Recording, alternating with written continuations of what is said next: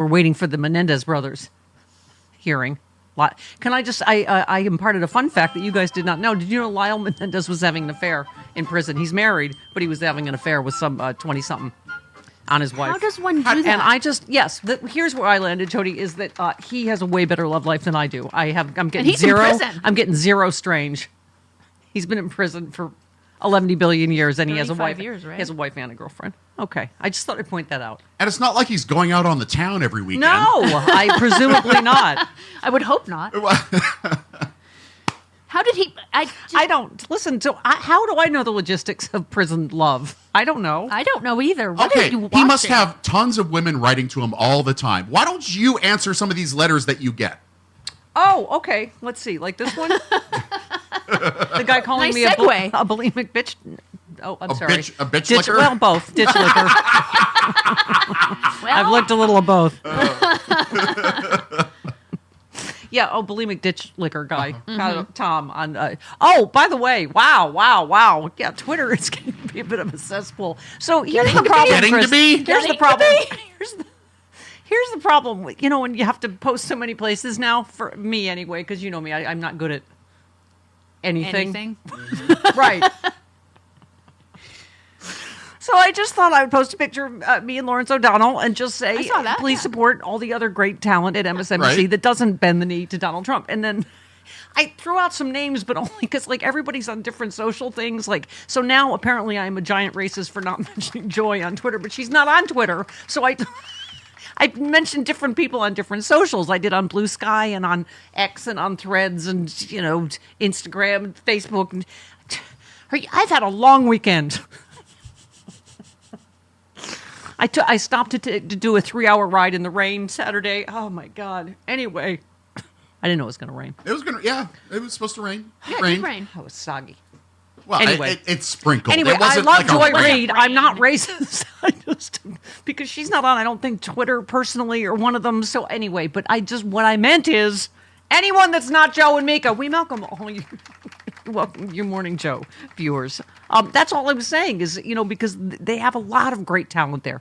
Oh, by the way, Mark Elias has become a program director. He's fantastic. He's doing some programming. He said if I ran MSNBC, I would make The Weekend MSNBC a daily show. I would give Molly Jong Fast a daily show, and I would beg Nicole Wallace to add another hour, but I don't run MSNBC.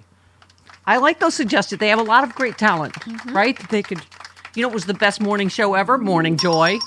Move Joy to the morning. Move someone for the weekend at the gap. Do the what? The best morning show ever on MSNBC was the Stephanie Miller That's show. right. Well, you know, that goes without saying, Chris, but thank you for saying it. Well, it had to be said. No, thank you for all the groundswell of us replacing Morning Joe. That's not going to happen. But anyway, my point is... They gave us our chance. We blew it. You never had a I chance. was sweaty. Chris was deer in the headlights. Uh-huh. And you never had a chance, according to Dan Abrams, anyway. Right, No. exactly. We were just... We were pre-fired. I've never been pre-fired. Well, we were packing peanuts. That's it. We really were. Come on in for 3 days. You're already fired, but come on in. Yeah. And we're like, Anyway. okay. I was saying, well, this is going to take a year. And by the way, stupid maggots, they're spinning off Comcast or whatever. They're spinning off a bunch of channels, not just MSNBC. Sci-fi. And I think the know, fact and I that they don't just want made a that brand new 5-year deal with Rachel Maddow means they're going to keep it liberal, likely. But that's why I'm asking you support all the other great talent that's unless there. Elon Musk buys it. Oh God, please don't make my rumble tumble. That happened over the weekend. Is he just going to own everything? Are we just going to? Yeah. We're just going to give up. He It's just Elon's owns- world. We're just living Yeah, in it. sure. It's all Potterville, except it's Elonville. Right. Where was I? I don't know. Oh, anyway, there's lots of great talent. Sorry, I didn't mean to leave out anybody. It was not an exhaustive list. I was just trying to say there are great, truth tellers over there and great talent that, don't bend the knee to Trump. Right. So, yeah. One of these days, you're going to get off Twitter. You're going to find it's too much of a when cesspool. Malcolm Nance gives me the order, he is Braveheart. All right. I am holding. Okay. All right. I can't. Lyle Menendez has a wife and a girlfriend. Yeah. I got nothing. And you have nothing. And you actually leave Gonna the be house. another lonely Christmas. Yeah. He doesn't leave his house. He can't leave his house. Exactly. I'm the only person that leaves their house as little as Lyle Menendez does. I don't think I wasn't aware that I could leave my house. You know why we don't? Because we hate everyone. We do. Okay, here's Chris's hate letter for today. Yes, this is great. Really? Okay. This is awesome. I love this. From Bruce about your hat. I'm not sure why this is an issue, but It's an issue. what's next? Are you going to put a little propeller on top? Or are you covering up a bald spot your barber accidentally shaved? The hat doesn't work. It makes you look like a dork. That's my opinion. I think all guys that wear their hats backwards look like dorks. Why do you have a visor? To cover up the sun from burning your neck and turning it red? Is he calling you a redneck because you have a what? Otherwise, it's just rapper stupidity. Sorry to be so long, but please don't wear that. It degrades you. You're a very smart guy, and you have so much to add to the Stephanie Miller program. Stick with what you are. I really like you and appreciate your smarts and humor. Regards, Bruce from Petaluma. Oh, and then he has a always be nice. That's yeah. his tagline. Except for you and your Right. stupid My hat. stupid hat. Stupid dork rapper, wannabe rapper, ass fight. That's a good one. I like that one. I am of a mind to Christmas sent me this. Yeah, I am of a mind to wear a beanie with a propeller on it. Yeah, did you order one? I ordered one. Okay. It'll be here, and I shall wear it Ooh. before Thanksgiving. Wait for it, Bruce. Got it just for you, Bruce. It's all for you. It's all all for for you. All right, and then the more standard variety. Oh, Damon from Brooklyn. Stephanie Louise Miller, been watching, listening all year. I love the show. You are how I survived this election cycle. Number 1, love Jody. Miss her jingle. Okay, all right. Number 2, Chris is wrong. Don't know why you sell shirts saying otherwise. I just thought I'd front load all your hate mail. Okay. But the rest will be mine. Number 3, I was at New York Sexy Liberal Show and saw your hoo-ha, and it is fabulous. It looks as old as you want us to think you are. Oh, thank you, Damon. Yeah, take that, Lyle Menendez. I got a little baby hooch. And it's lightly used. Okay, one last one. Nancy. Stephanie, Jody, Chris. Thank you for the heartfelt moments, sincerity, and the banter that has me engaged, teary-eyed, and laughing out loud. Starting my days listening to you makes it all easier, whether it's my challenging job or the challenging world that just got darker. Thanks for the light you bring. I started listening in 2008, and I'm not going anywhere. Nancy's not going to quit. She's got no place else to go. Like me. Okay. Thank you, Nancy. I ain't gonna quit! I got nowhere else to go! Thank you. All right. I'm wearing my Time's Up shirt for the next rapist that is up for Trump's cabinet, allegedly. I mean, he's not allegedly up for Trump's cabinet. Pete Hegseth. Hegseth. Hegseth. Dr. Fur. Dr. Purr. Hegseth. Hegseth. Yeah, well, according to that woman, he's Hegseth in the Angry Inch. But anyway, here's my... Did she really comment on his? No, I just made... It was a joke. Oh, I see. It was a good joke, I think. All right. As Jody and I keep saying, pro tip, women go to the hospital and get a rape kit run on them if they've had consensual sex. They don't. And men don't generally pay women off. Right. I mean, it's just this whole, not to mention which, like Tammy Duckworth is saying, like every other nominee, he's not qualified. She said he was a very low rank in the Army. Just because he was in the Army doesn't mean you're qualified to run the Department of Defense with billions of dollars and millions of employees. Yeah. No, he's never run a department with what? He's never run anything. What's the Never run defense anything. budget? $900 billion. 900 billion? Yeah. Yeah. He's never Yeah. run anything with $900 billion. So. Yeah. But I mean, it's all sketch. The fact that he didn't tell, even the Trump administration was Right. blindsided by this allegation. Pam Bondi is more qualified for her Absolutely. position. Pam Bondi than- can suck my. Oh my God, she is complete. She should be roundly disqualified in any normal world. First of all, she's an election denier. So what is she going to commit perjury, or is she going to under oath again say the 2020 election was stolen? She's going to have to if she's under oath. And then she's on tape, which we played Friday, and everyone's been playing her saying the prosecutors are going to be prosecuted, the investigators are going to be investigated. She's Matt Gaetz, just less rapey. I mean, it's the same thing. It's the same thing. She is saying, yes, I will enact retribution against anybody Donald Trump. Oh, and then the dog thing. Did you hear about that? Oh my God, why? They so awful. She stole someone's dog. A Katrina victim's dog. Oh my God. Why is there always something horrible with dogs, with Republicans? Oh my God. I mean, if I had adopted a dog and then the family came to me, I'd be like, oh my God, I'm so sorry. Here's your dog back. They just sue her, and she finally had to 18 give the months. dog back. Okay, I can't. But also, I'm just like, how can you be Attorney General when you are on record as being an election denier, as saying you are going to, participate in retribution against political enemies. What else? She very clearly took a bribe. We're going to have to ask him. Do we have a legal ad today? No, not today. How is that not quid pro quo, right? Trump University, New York prosecutes, obviously our friend Tristan Snell wins multi-million-dollar judgment. Florida, they asked for him to be investigated. Then Trump gives her $25 million. She's like, $25,000. Yeah, okay, bye-bye. No Trump prosecution, right? I mean, how is that not a bribe? Oh, God. Anyway, where was I? Oh, the other thing, Pete had in your angry inch. He's not as good looking as Hedvig. Yeah. He the was not, white power tattoos distract. He was A not. little bit. He was not cleared or exonerated, as he keeps saying. That not charging is not the same. There's a million different reasons that go into that, but that's not the same as he was cleared or exonerated. He was not. Anyway. What else? Oh, Tulsi Gabbard was briefly on a TSA no-fly watch list. yeah. Okay. So she could briefly get on a plane, but she could be the head of director of national. Okay. So all that happened over the weekend. Hey, happy Thanksgiving, everybody. And the Menendez brothers might get out. That's right. That's what we said. Hey, they're going to start to get more strange than you. Wow. Well, he already does. Lyle already gets twice as much as I do.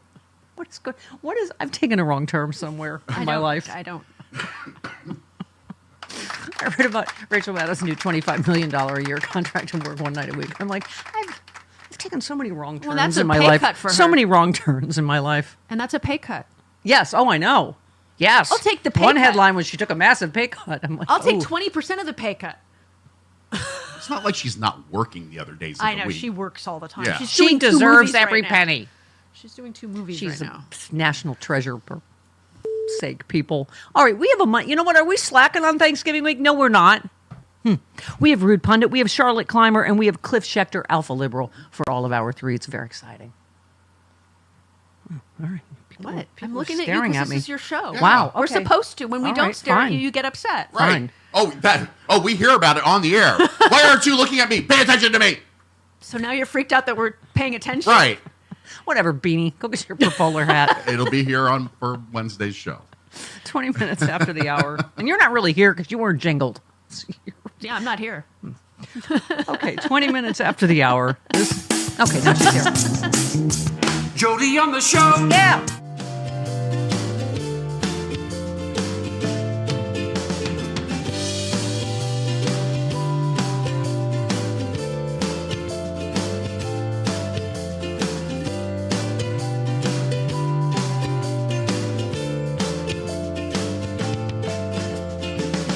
My Justice Good shirt morning, for Steph. you. Because in honor of your tweet, fine American that you are, you said Matt Gaetz is out. Now we brace to see who Trump next names a possible attorney general. But to be clear, this is the second loss for Trump after Rick Scott, Trump's pick for Senate Majority Leader, was rejected by Senate Republicans. Thank you.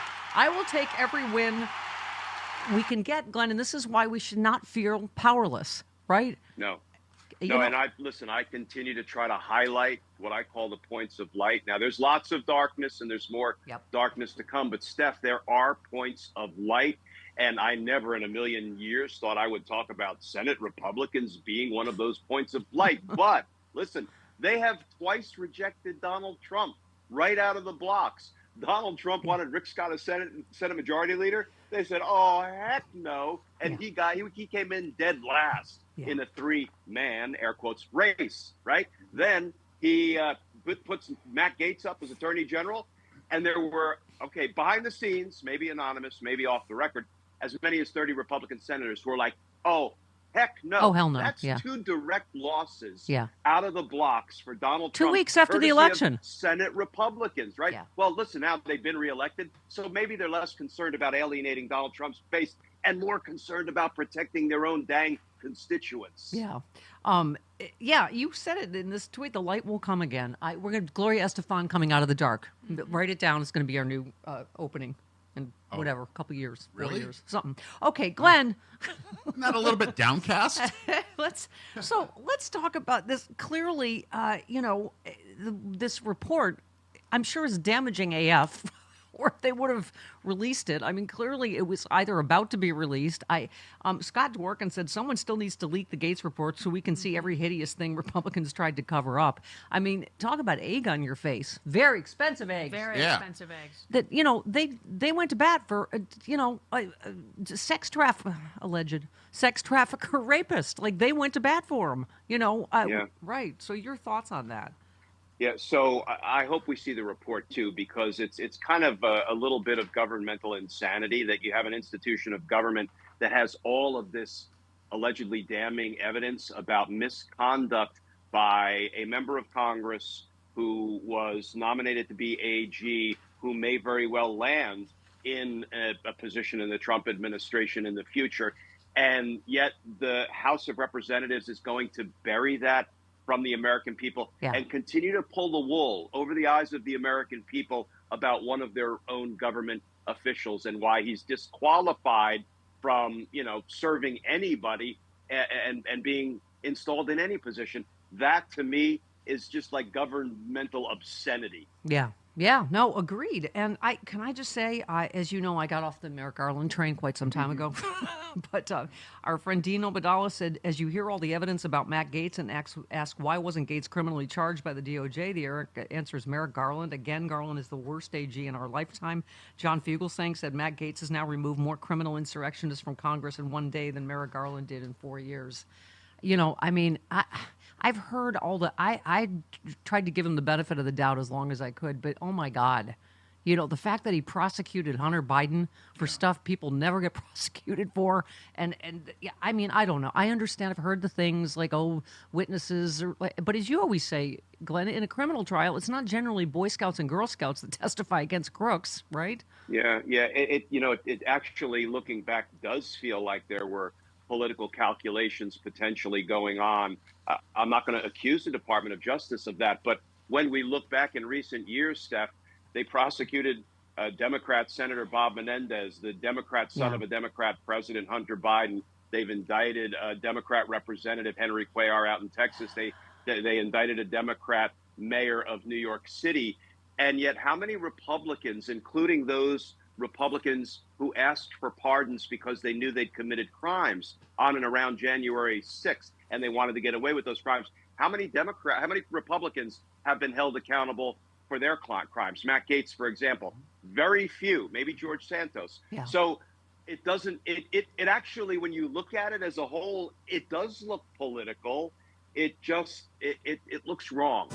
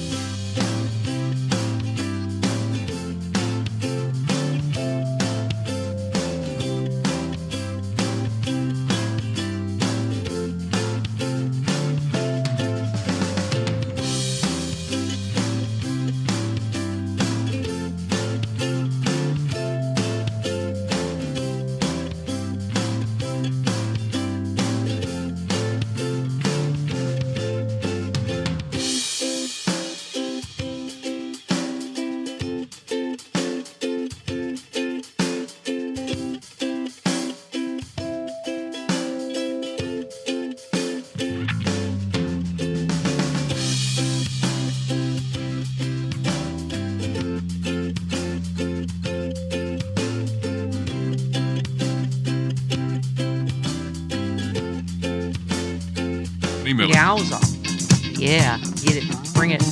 Oh, I forgot my hate tweet in my rush to read your hate mail, Chris. Okay. STS says, Stephanie, you are the queen of the idiots.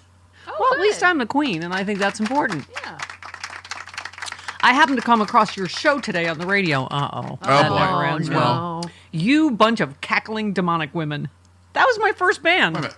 Let's change the name of Women? the show to Cackling Demonic Women and Beanie Boy. There you go. That's it. Yeah. I think they were referring. I sing back up. Beanie Frangela Boy. too. Yeah. Oh, is that it? Yeah. Yeah. White supremacy is not the problem. Stupid black women thinking they are the victim is the problem. Yeah. All right. Oh, wow. Okay. All right. That's sweet. Okay. Thanks for checking it. Okay. Wow. Dean Obadala, by the way, our buddy, our pal, said, can we finally talk about the huge role sexism and racism played in Trump's win, or are we still supposed to pretend the election was only about the price of eggs? And he went on to say, funny how corporate media discusses Trump's win, barely touch on racism and sexism. Meanwhile, in the real world, when I speak to people, I keep hearing things like, all my son's young friends refuse to vote for a woman president. Many others have said similar things, calling my show about what friends said. I was saying that. A couple of Latino women friends of mine said, I'm just telling you, some Latino men are never going to vote for a woman. I mean, so, and to your credit, Chris, you don't say it was just about the price of eggs. Well, I think just saying it's about the price of eggs is a little, insultingly reductive.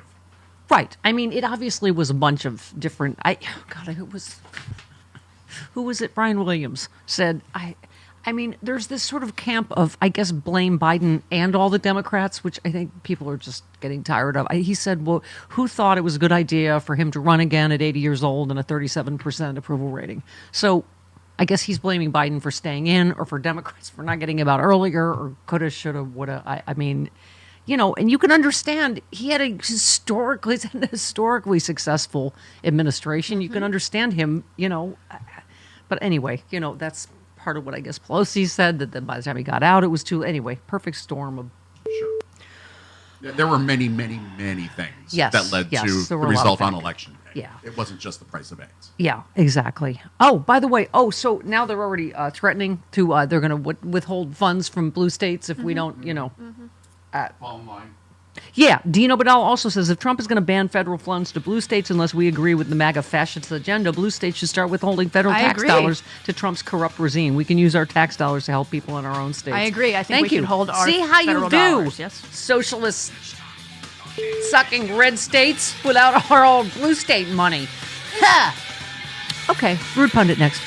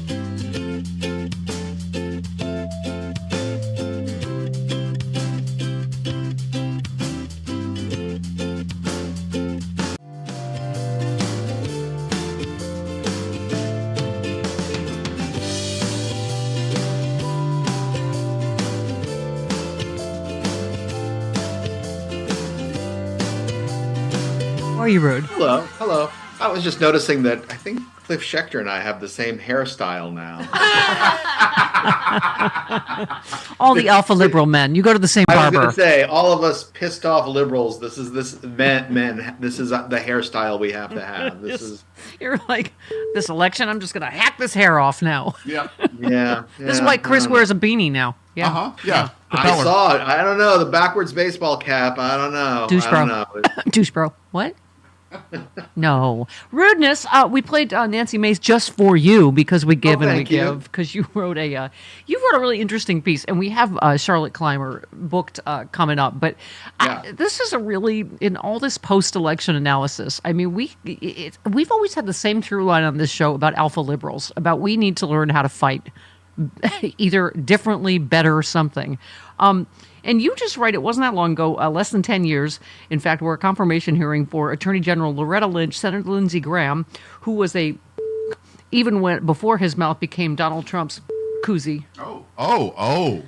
That is rude. Goodness. You weren't even warmed up yet, and there's rudeness. I know. And you know, it's a little wrong there because a koozie generally keeps things cool, but in this case, it'll keep it warm. Sure. Yeah. Got it. Okay. Wailed and gnashed about the growing passage of laws in the states allowing same-sex couples to marry. And you said his screaming Mimi routine had been echoing throughout the nutosphere for years. Same-sex marriage would lead to legalizing marriage with animals or marriage with babies. And you said, of course, none of this came true. No one tried to get a law passed so they could marry their dog. Babies are still single. See, now I feel better because, like me, not like Alao Menendez. Right. He's doing very well. Yeah, baby's the only one that have your love lives than I do. Rude, my point is... maybe you need to go to prison. Maybe that's really the secret. Yes. There. Oh, I can think of some reasons it might be worth it. Okay. Wow. It's just a side... The side strange is just... It's just another benefit. I think what you're thinking of will get you into a level of prison where there is no strange whatsoever. Can you be arrested for what's in your thought bubble? What's in there? Ooh. Not yet, but pretty soon. Pretty soon. Once Elon implants the chips into us.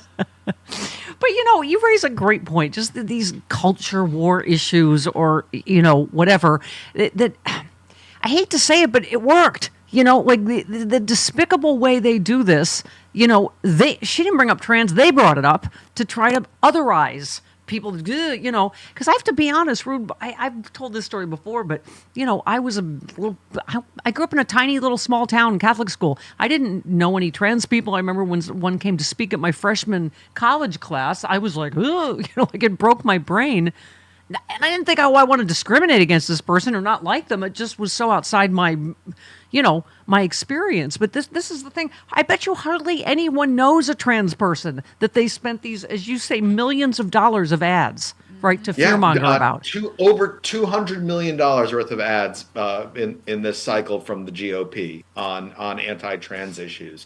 For something, it's something, as I point out, for things like saying that we don't want trans girls in girls' sports in high school, and it's like, more trans women are murdered every year than there are trans girls in girls' sports. Yeah, we've said it over and over. In some of the states they did this, there was one girl in the entire state. I mean, but as you say, they and their PAC spent $200 million on the ads, flooding the airwaves for Trump. The accuracy of the ads didn't matter. That's the key. They were lies, right? You said truth and reality doesn't matter at all to the right. It was the whole Kamala is for they, them. President Trump is for you. Pretty much sums up everything that Holes wanted you to hear.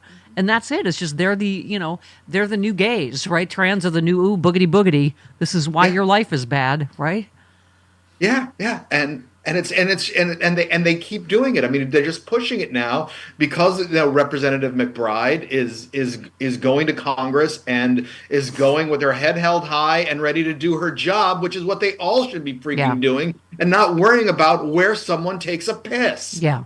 Well, but here's where we get to the political part of it, where first of all, you can understand that, Kamala Harris probably felt like she can't win. This is what they do. They back you into this corner. So then if she starts talking about trans people all the time, their mission is accomplished. Because then people are like, what does that have to do with me and my family and the price of eggs, right? But you made an interesting point. You said they define Democrats as supportive of some kind of deviancy, even if the real deviant nuts are those who obsess over the genitals of children and those of people taking a...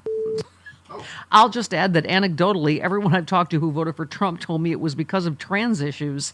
Lots of people will be quick to point out that Kamala Harris didn't talk about trans people at all. But you said you agree with people like Ed Rendell, who said it was a huge mistake not to stand up to the attacks and defend trans rights. Yeah, you said it didn't matter that Harris wasn't campaigning on woke or trans or anything else. Republicans were going to say she was, so you might as well do the honorable thing and defend people who need defending. I totally get your point. But I mean, this is where I feel like this is what they do to put you in a can't-win situation, right? Right. But, for the left, I mean, trans rights was an issue that would have inspired some voters, and instead it was part of this whole campaign to try to get moderate Republicans and that mythical white suburban woman to try to vote for Harris. Yeah. And Tim Walz was out there occasionally bringing it up because he made Minnesota into a place where gender affirming care could be gotten easily. Eek. Oh God, eek. Yeah. Yeah, and kids can eat lunch. Oh God. Yeah, gender affirming care for teens. And so, they were freaking out anyway. Yeah. The ads were going on the airwaves. Why not have trans people out there to say, look, it's not that exotic. It's not this this incredible weird thing that you're making it out to be. It's just a person. And to your point, Rude, even before the bending of the knee, I kept saying Joe Scarborough was beating up on trans people after the election. Like, that's why we lost. And Democrats got to go more to the center. It's like, how much more to the center can you go than campaigning with Liz Cheney and having every prominent Republican out there speaking out for you? I mean, it's so. To your point, you just said you can see the effects of this refusal to engage in battle, with Republicans feeling absolutely free to be the worst version of their already awful selves, especially with the election of Sarah McBride. And you said a former LGBTQ ally, Representative Nancy Mace, did a heel turn, decided to make life miserable for McBride. And you said, to their credit, led by AOC, Democrats have finally found a spine on this trans issue, speaking out against Mace and Johnson for their transphobia.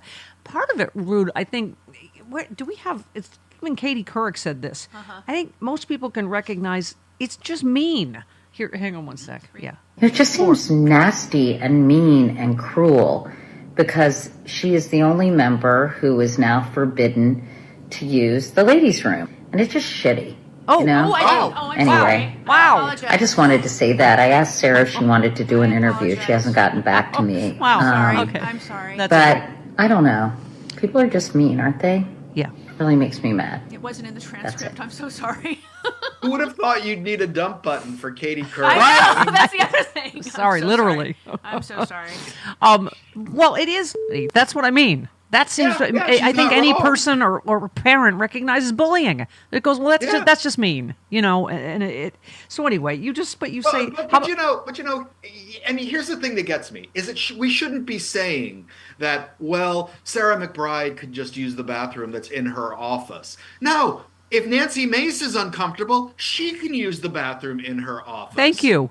Thank you. Don't put it on the person who is just trying to live their life. Put it on this is what the right does all the time. They take the things that they don't like and they force the rest of us to have to live with this in a way that we don't want to. It's like nobody cares. I'm sorry. Are there no doors on the stalls in the women's restrooms in the Capitol? Because maybe that's where you start. Well, and here's what's I think is going to be great is we keep saying already they're overreaching. You know, like they think they won on trans issues. So, Nancy Mace is going to take a mean girl victory lap. And this is what I mean. Trump's cabinet picks. People didn't vote for this. Matt Gaetz and Tulsi Gabbard and Bobby Kennedy. And, this parade of horribles.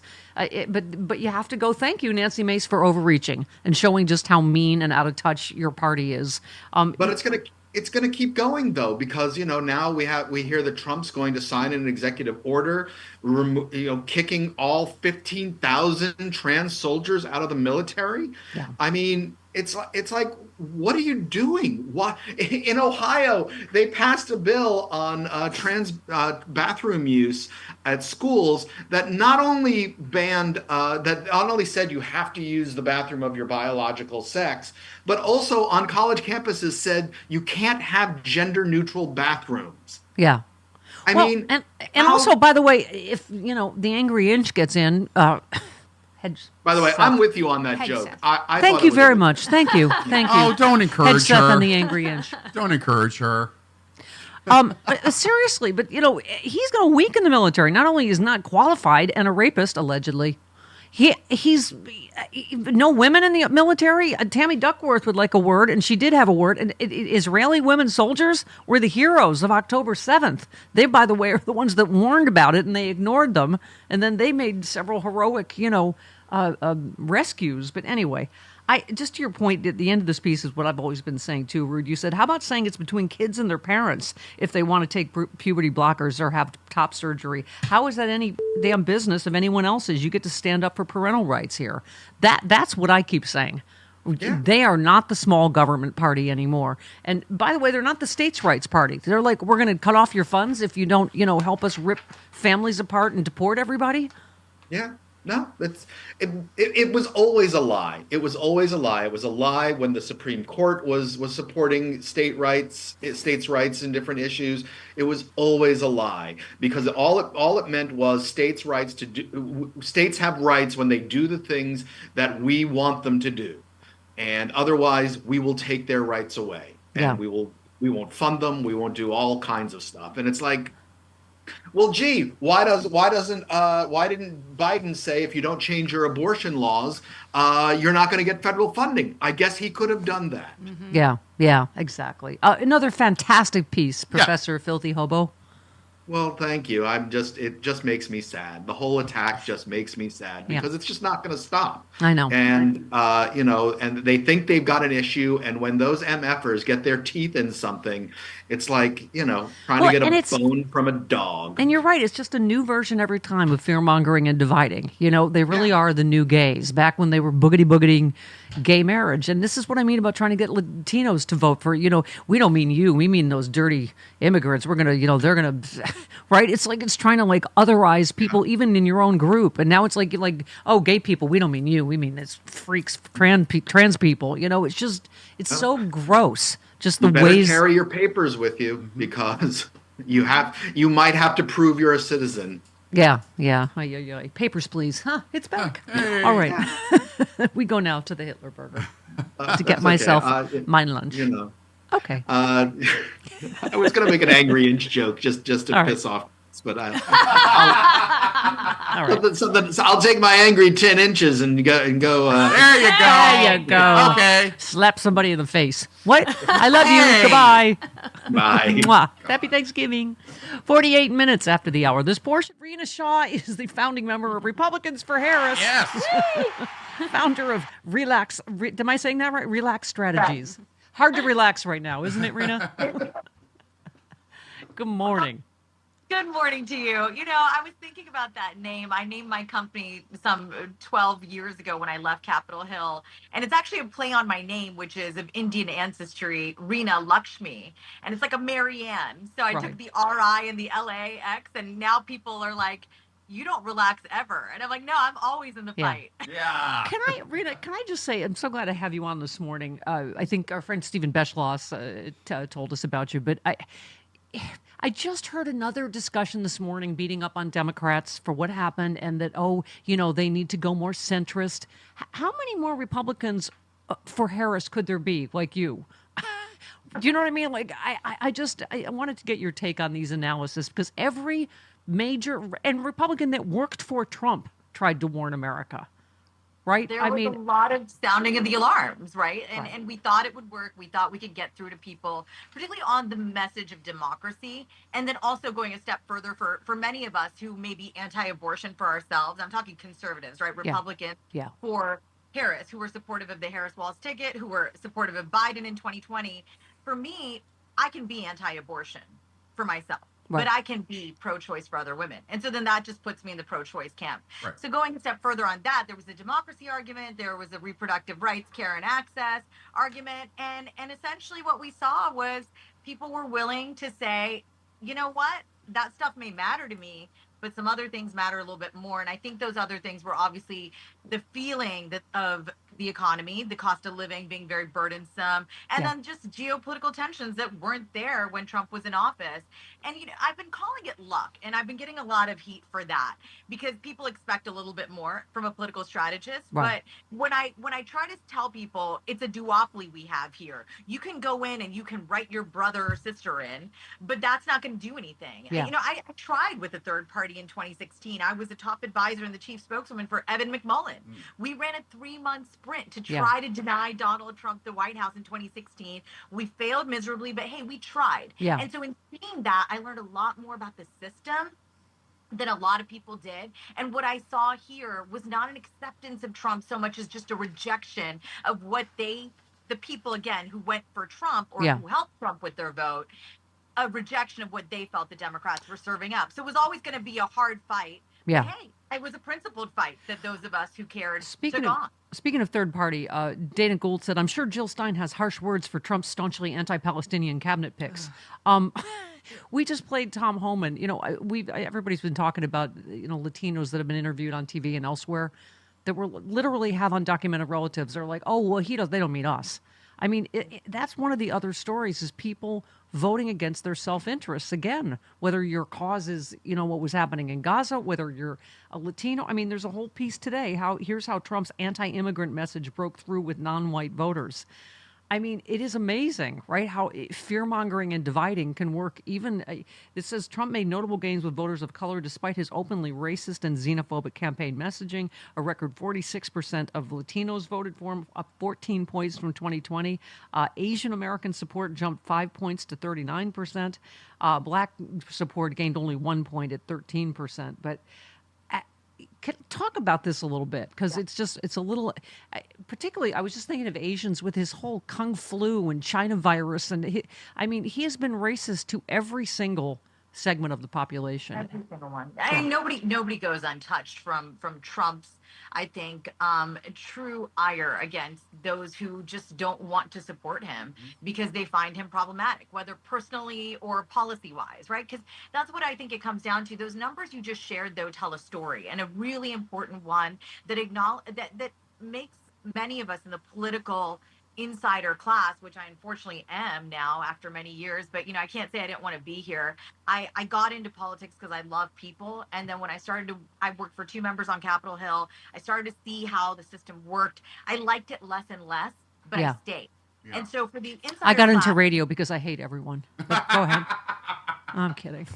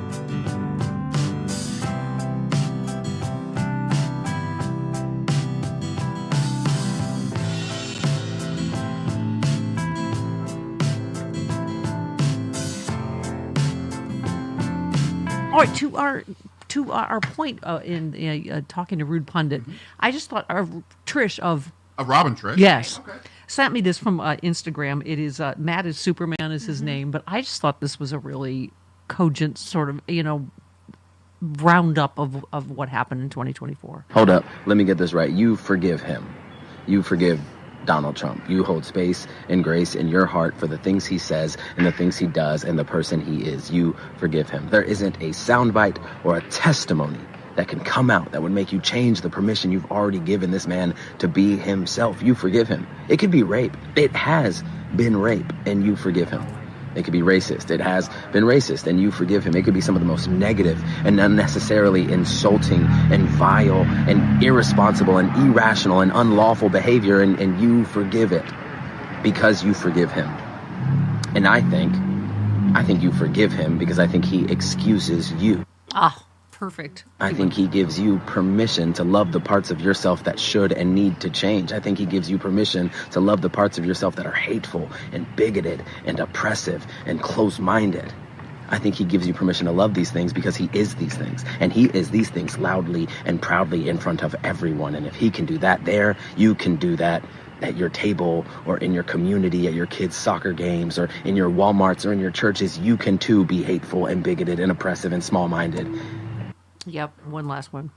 He represents you. He represents those things within you, so you forgive him. He hates the same people you hate, not because they're dangerous or bad, but because they look, love, and live different than you. And the fact that he gets to hate them out loud makes you feel so comfortable hating them inside, so you forgive him. And that makes it really hard to forgive you. Yeah. Wow. Thank you, Matt. Karen in Chicago. Hello, Bufu. Hello, good morning. Yeah, that's it. That is absolutely perfect. And that guy that keeps calling you a ditch licker, he says it like it's a bad thing. Right? Maybe somebody needs some lessons. Yeah. Okay? Yeah. Somebody's not satisfying somebody, so a little bit of jealousy going on there. But having said that, the trans issue, of course, you guys know that I have a trans son. My child is not bothering anybody. The problem is, yes, they ran a massive campaign against trans people, and it was red meat to the base. But honestly, we have to have the conversation about people on our side of the aisle that also have a problem with it.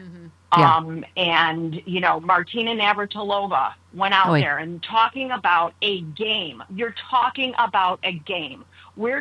All you're doing is adding fuel to the fire. Please just everybody get educated on this. When somebody goes through transition or gets gender affirming care, they're getting hormones that put them in this spectrum. Yeah. There's a male spectrum, there's a female spectrum. Okay. Thank you. Educate yourself would be and you know who's going to do that? Who? Charlotte Clymer. Next.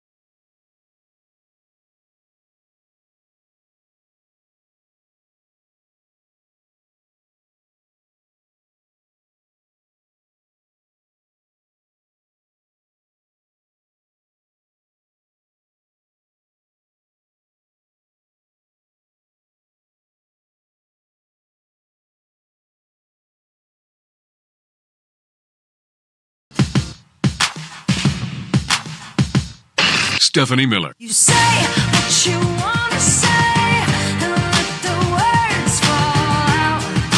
Honestly, I want to see you be brave with what you want to say and let the words fall out. Honestly, I want to see you be brave. A man is a man and a woman is a woman, and a man cannot become a woman. That said, I also believe, that's what Scripture teaches, what I just said, but I also believe that we treat everybody with dignity. Do you believe that you are being treated with dignity by your colleagues? I didn't run for the United States House of Representatives to talk about what bathroom I use. I didn't run to talk about myself. I ran to deliver for Delawareans. Our dearest Charlotte Clymer said, I deeply admire Congresswoman-elect Sarah McBride for her courage and character in navigating an impossible situation solely manufactured by cruel, cynical, and hypocritical people who care far more about building their hateful personal brands than helping their constituents. Charlotte joins us now. Good morning, Charlotte. So good to see you again. Good morning, ma'am. It's good to see you again. You too, ma'am. As we were talking just off air a little bit, we just played just a Katie Couric soundbite about this not being partisan. It's just mean. It's just, that's what Mike Johnson calls treating someone with dignity. What if you're late for a vote and that happens to be the closest bathroom? I said, this is the trans version of the help. You've got a perfectly good bathroom in your own blah, blah, blah. I mean, this is just, I think people know what segregation and discrimination look like, don't they? They do. And this is performance, is what it is. Nancy Mace has done almost nothing for her district. She's part of a political apparatus that does really nothing for working class families. So in order to separate herself, in order to get some kind of relevancy, this is what she chose to go after. Yeah. Well, and you were a better woman than I. You said, I feel really bad for Nancy Mace. You said, I really do. I can't imagine what psychological trauma someone goes through that makes them so openly starving for relevancy that they'll sell their value system for a perishable news cycle. It's honestly painful to watch. I hope she finds peace. She's supposedly was a LGBTQ ally, right? Until she saw, like you say, this desperate bid for whatever, the news cycle, relevancy, something. And it just, I guess I'm politically, I hate to say this, Charlotte, I'm glad they're overreaching and showing America how mean they are. And just, and not working on any issues that affect hardly anybody's real life in America. Can you imagine how dangerous the Republican Party would be if they took this incoming majority they have and focused exclusively on working class families and nothing else? Yeah. Yeah. I mean, can you imagine how dangerous they would be to the future of the Democratic Party? But that's not what they're interested in, and it never has been. Yeah. Well, and also her whole, about protecting women, and she's about to vote. She would have voted for rapist Matt Gaetz, allegedly, and Pete Hegseth, who also, I'm sorry, Charlotte, but the fact that this guy who's not even qualified to run the military is a veteran, I think you know that. I mean, so he wants to exclude women from the military. And I'm sorry, I keep saying it over and over, Charlotte, but women don't go to the hospital, get a rape kit run on them when they've had consensual sex.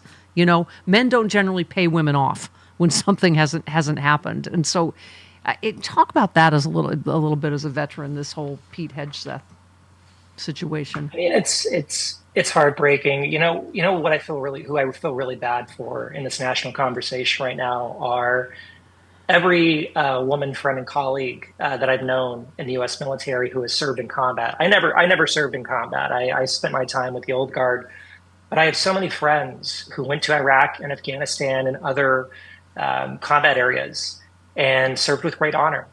It's interesting. There are now over 150 women who have graduated from U.S. Army Ranger School under the same exact standards as the men. Yeah. And this is the hardest leadership school in the world for military. It is grueling. It is the kind of thing that you never want to do again, that's for sure. And 150 women have graduated from Ranger School. Many of them are now serving in frontline infantry units alongside their male counterparts. Some of them are leading infantry companies of mostly men.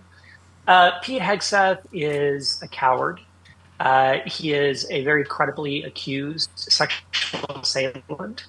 And I think that most of all, he is the exact opposite of what I think of when patriotism comes to mind. Yeah, I mean, absolutely. Sexual assault is, a big problem in the Army. This guy is very credibly accused of sexual assault. He would weaken the military by kicking out all women, all trans people. I mean, I love that Tammy Duckworth would like a word. Take a listen. Having served in combat yourself, what do you think of the idea that women make fighting more complicated? That was specifically what he focused on. Well, it just shows his lack of understanding of where our military is. He was a pretty low-ranking guy in the military, and he never had a command position. He was a platoon leader, I think, once or twice, but he never even commanded a company. And so this is a man who is inordinately unqualified for the position. Remember that the Pentagon is 3 million servicemen and women and civilians. It is a over $900 billion budget. He's never, run anything anywhere near to that size. And frankly, women actually make our military more effective. Yeah, I was mentioning that the female Israeli soldiers were some of the heroes of October 7th, and also tried to warn that this was going to happen on October 7th and were ignored, So anyway, let me just go back to your piece real quick because I just thought it was so many great issues about, Sarah McBride, but just the trans issue in general. You said, what I find most interesting about all this is that trans women have been using women's restrooms in the Capitol and the House and Senate office buildings and White House and the Pentagon for many years now, including during all 4 years of the Trump administration. And I just love this part. You said, I've washed my hands countless times at the sink next to conservative and Republican women and had pleasant and brief conversations with many of them. There's never been an issue. I mean, this is so clearly just not just political football, but a really mean one. I serve on organizational boards with Republican women. Yeah. I have shared spaces with Republican and conservative women in D.C. on a regular basis. This never comes up. It just doesn't come up. Yeah. It is the kind of cynical red meat that an empty and soulless political party will shamelessly weaponize in order to distract from the reality that they have no ideas for how to help Americans. They don't. Yeah. Trump has not introduced any kind of healthcare plan. They have no plan to address rising costs in healthcare or childcare or housing, for that matter. And this is a big distraction from what really should matter. Yeah. And I'm so glad that Congresswoman-elect McBride is coming to D.C. to focus on her constituents. That is her focus. I've known Sarah for, almost a decade now. We work together at the Human Rights Campaign. We're very good friends. She is the kind of person who sleeps, eats, and breathes wanting to find ways to help people in her community. That's all she thinks about. Yeah. And in that way, she's the exact opposite of Nancy Mace. Well, yeah. You said, in fact, Mace was on record strongly supporting trans rights before her rebrand in the past few years to pander to the far right. I think people can smell like a lack of core principles and political opportunism. As recently as 2021, let's be clear about that. As recently as 2021, 3 years ago, she gave an interview with Metro Weekly, a DC-based LGBTQ outlet, and she was quite clear that she strongly supports trans rights. She strongly supports the LGBTQ community. I mean, this person was by far a clear, established moderate on LGBTQ issues within her own party. But when that was not getting her enough airtime, enough radio time, enough donations to her political campaigns and whatever the hell else, she decided to make a hardcore pivot. And by the way, this past week was the first time that she's brought up trans women in women's restrooms in her entire career. First time. You make a better point even about the media. Rather than sharply interrogate this hypocrisy, most of the political media is more inclined to preserve their access and mollify extremists within the Republican Party. I was saying even before, Joe and Mika went and bent the knee to Trump, he was beating up on trans people. And, Democrats got the trans issue. And we were saying they spent how many millions of dollars to fearmonger about $215 million. Right, to fearmonger about trans people. It's not like Kamala Harris brought up trans people. This is how they try to fearmonger and divide.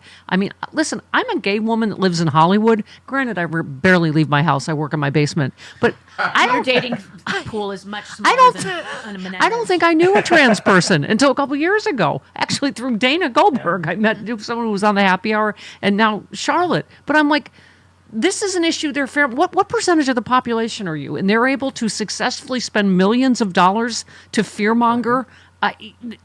I'm sure most people don't know a trans person, and yet they make it seem somehow like this is some egregious threat to your way of life and your family. According to polling, about 2/3 of Americans believe they don't personally know a trans person. I say personally know, because a lot of trans folks they probably do, yeah. Right, they probably do, but they don't know they know them. Right. The other thing is that trans people make up about 1% of the population. Right. 1 out of every 100 Americans is trans. Just 1%. Yeah. Well, you said it I'm again. exhausted, Steph. I know. You said this manufactured outrage or something that hasn't been a problem in D.C., pushed by people who didn't have an issue until they saw an opportunity to divide Americans and distract from their long history of policy failures for working class families, all enabled by political reporters who would much rather the other way. And you just said, I'm heartbroken and frustrated in this moment. It's demoralizing to watch extremists shamelessly weaponize bigotry while so many non-trans adults in politics and media act as silent bystanders to the hatred unfolding before them.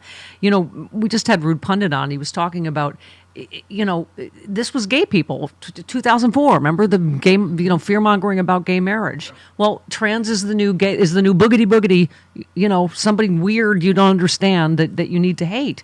And in that way, Republicans run the same play every time, don't they? They do, and it works. And I'll tell you, partly why it works is because, again, much of political media would rather preserve those relationships instead of hold elected officials accountable on blatant lying and misinformation. You know, there are so many political reporters that I deeply respect who are doing the work, who are informing the public, who are holding powerful people across the political spectrum accountable. But there are also a lot of political reporters who realize that if they say the wrong thing, even if it's true, they might not get invited to the next cocktail party. They might not be able to get mentioned in the next playbook edition. They might not be able to get that next booking gig on CNN or Fox News or MSNBC. Yeah. DC political media is largely a game. It's how do you get access, and then how do you preserve access? And to some extent, I understand that it has to be played. But I also think that there are a lot of political reporters who pretty shamelessly eschew any sense of journalistic integrity just to maintain those relationships with the worst people in politics. And it's heartbreaking to witness. Speaking of the worst people in politics, Fox News host Rachel Campos Duffy referred to the first trans member of Congress, Representative-elect Sarah McBride, as he twice during an interview with Nancy Mace. Again, just, we see you. You're just being mean. You know, it's like ever since we were kids, we recognized bullying, and this is just bullying in its purest form. I feel bad for these folks because the church that I go to doesn't, preach that kind of hatred. Even if I don't like somebody, even if I don't have their worldview, I'm not going to be cruel to them or mean to them, because that's what Christ taught. That is what Jesus Christ taught. Those are Christ's teachings. And yet you have all these folks on Fox News who claim to be saved by the blood of Christ, but they have no time for acting toward others as Christ would. I mean, the double standard really, really makes me angry. And it's very frustrating. And we have to reject that. We have to stand up and say something about it when it happens.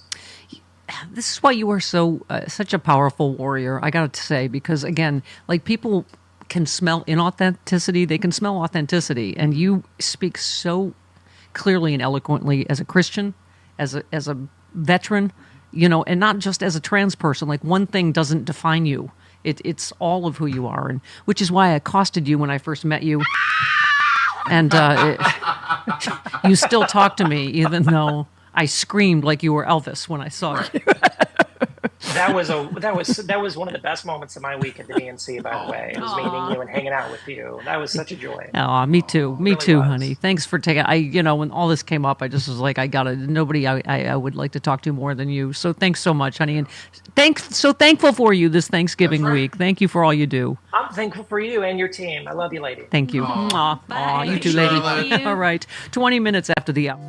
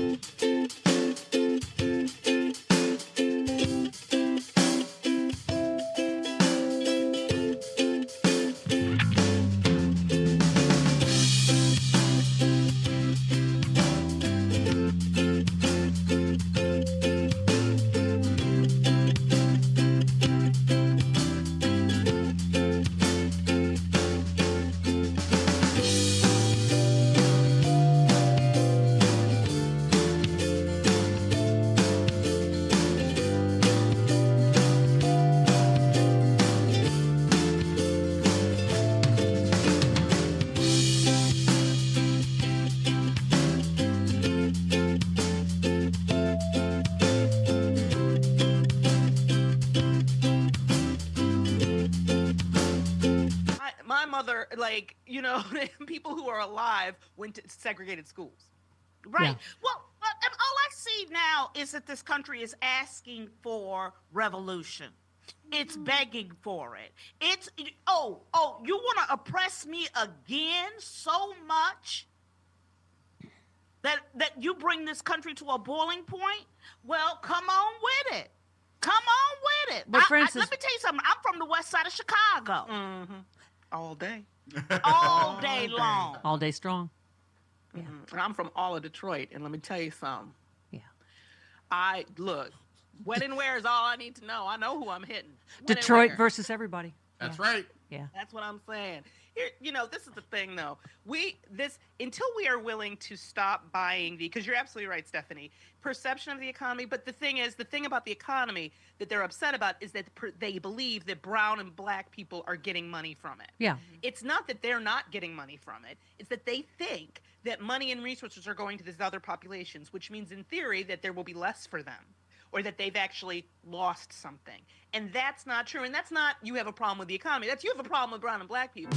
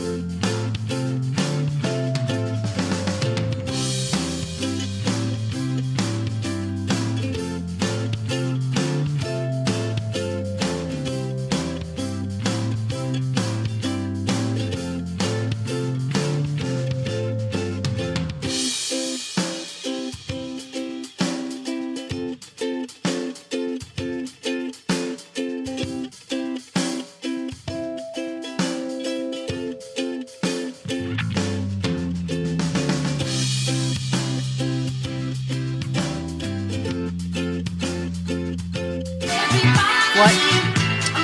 It's Pete in Chicago, everybody. Hi, Pete.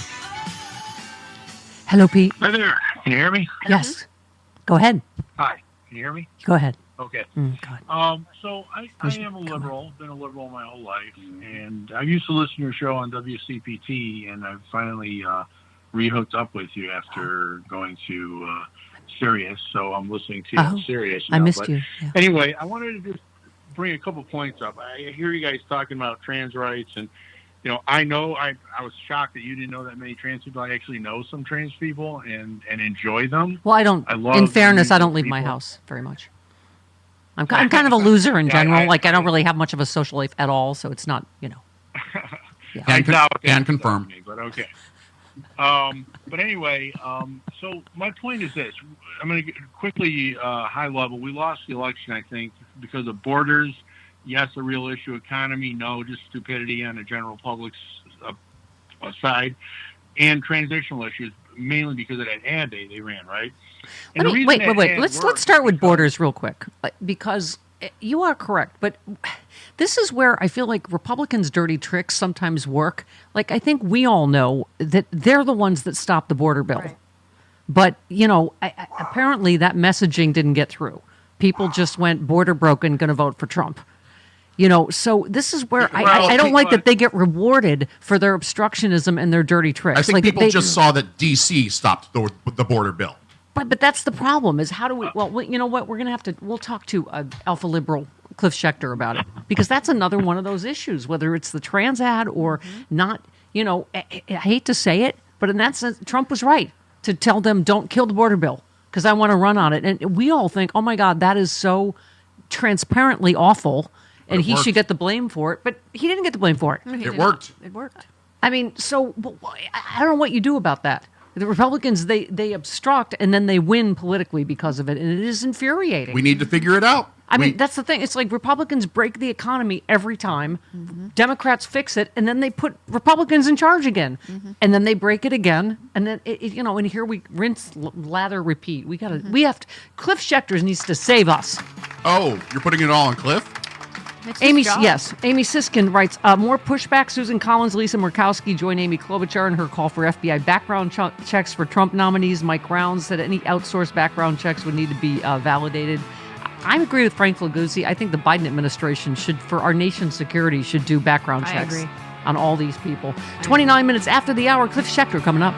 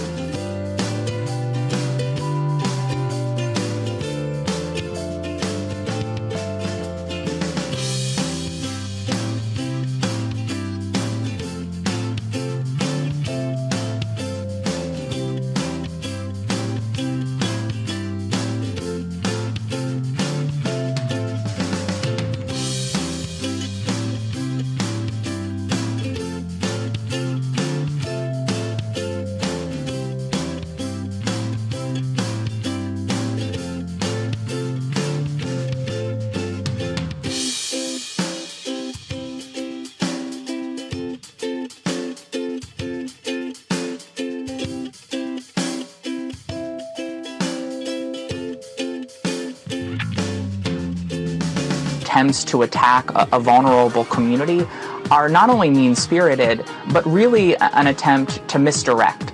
Because every single time we hear the incoming administration or Republicans in Congress talk about any vulnerable group in this country, we have to be clear that it is an attempt to distract. It is an attempt to distract from what they are actually doing. Every single time we hear them say the word trans, look what they're doing with their right hand. Representative-elect Sarah McBride, who is awesome. One more. Here she is. One more. I think we are all united that attempts to attack a vulnerable community are not only mean-spirited, but really what happened? An attempt to misdirect. Because every single time we hear the incoming administration or Republicans in Congress talk about any vulnerable group in this country, we have to be clear that it is an attempt to distract. It is an attempt to distract from what they are actually doing. Every single time we hear them say the word trans, look what they're doing with their right hand. Yeah, very good point. And to my point to Charlotte, just, we were saying Katie Couric, just talking about, I feel like this is one of those issues that's not like left or right to the extent that it just looks mean. Yeah. Here's Katie Couric on that. She doesn't swear in that one. Okay, good. This is good. Number 3. It just seems nasty. Hey, everyone. I'm just so disappointed that this Nancy Mace, a Republican from South Carolina, is being so rude and, I don't know, just bigoted against Sarah McBride, who is a new congressperson from the state of Delaware. I know Sarah. She is the first openly transgender member of Congress, and she's an extraordinary human being. Has done a great job representing the people of Delaware and is now going to be doing it in Washington. Yeah. Anyway, by the way, so Nancy Mace says about protecting women as she is going to. She would have voted for rapist Matt Gaetz, allegedly. And she will also, likely vote for rapist Pete Hegseth, allegedly. And she also voted for Donald Trump, adjudicated rapist. And she also voted against the Violence Against Women Act. Yes. Yes. Who said a jury of Donald Trump's peers found him guilty? He is no less guilty because he won an election. Who said that? Jabberjaw. No, that would be future Senator Adam Schiff of the very great state of California, who talked about... I think that's one of Trump's nicknames for him is Jabberjaw. It might be. Oh, is it? Yeah. It might be. In addition to pencil neck watermelon head? Yeah. Mm-hmm. Yeah. Okay. This is why Senator Schiff was saying that it should be deferred instead of dismissed, obviously. So, Mm-hmm. You mentioned this earlier, Joyce Vance, speaking of our legal ladies, said Pam Bondi refused to return a dog to a family of Katrina victims after she, quote unquote, adopted their dog. She fought them in court for 16 months before she gave the dog back, disqualifying character counts. I think the fact that she's on record as an election denier, the fact that she's on record as saying investigators will be investigated and prosecutors will be prosecuted is disqualifying. The fact that she clearly took a bribe for a quid pro quo, about Trump University in Florida, I think is disqualifying. Okay. Oh, this is in... it was all about the price of egg stack. Mm-hmm. General Motors has laid off 1,000 employees despite earning record profits this year right before the holidays. It is corporate greed. It's corporate greed. It's corporate greed. That's the reason for inflation, period. It's also the Trump administration rolling back tax credits for electric vehicles. Where is... Oh, yeah, that's... Hold, please. I have a whole stack on... Oh, yes. Hold. Oh, okay. I'm glad you brought this up. Hold on. All right. Ooh. I'm like a magician. The fact that I went right in the middle of the stack and found this is amazing. Wow. Okay. 3 major retailers who will raise prices immediately under Trump because of tariffs. American businesses already threatening to increase their prices when Trump takes office. The reason for this impending price hike, tariffs. In fact, 3 major retailers have already announced their prices will increase: AutoZone, Columbia Sportswear, and Stanley Black & Decker. Walmart's already raising prices. Target's raising prices. They're already doing it. But her emails. Oh, I'm sorry. That was the last election cycle. Yeah, but eggs and stuff. Okay.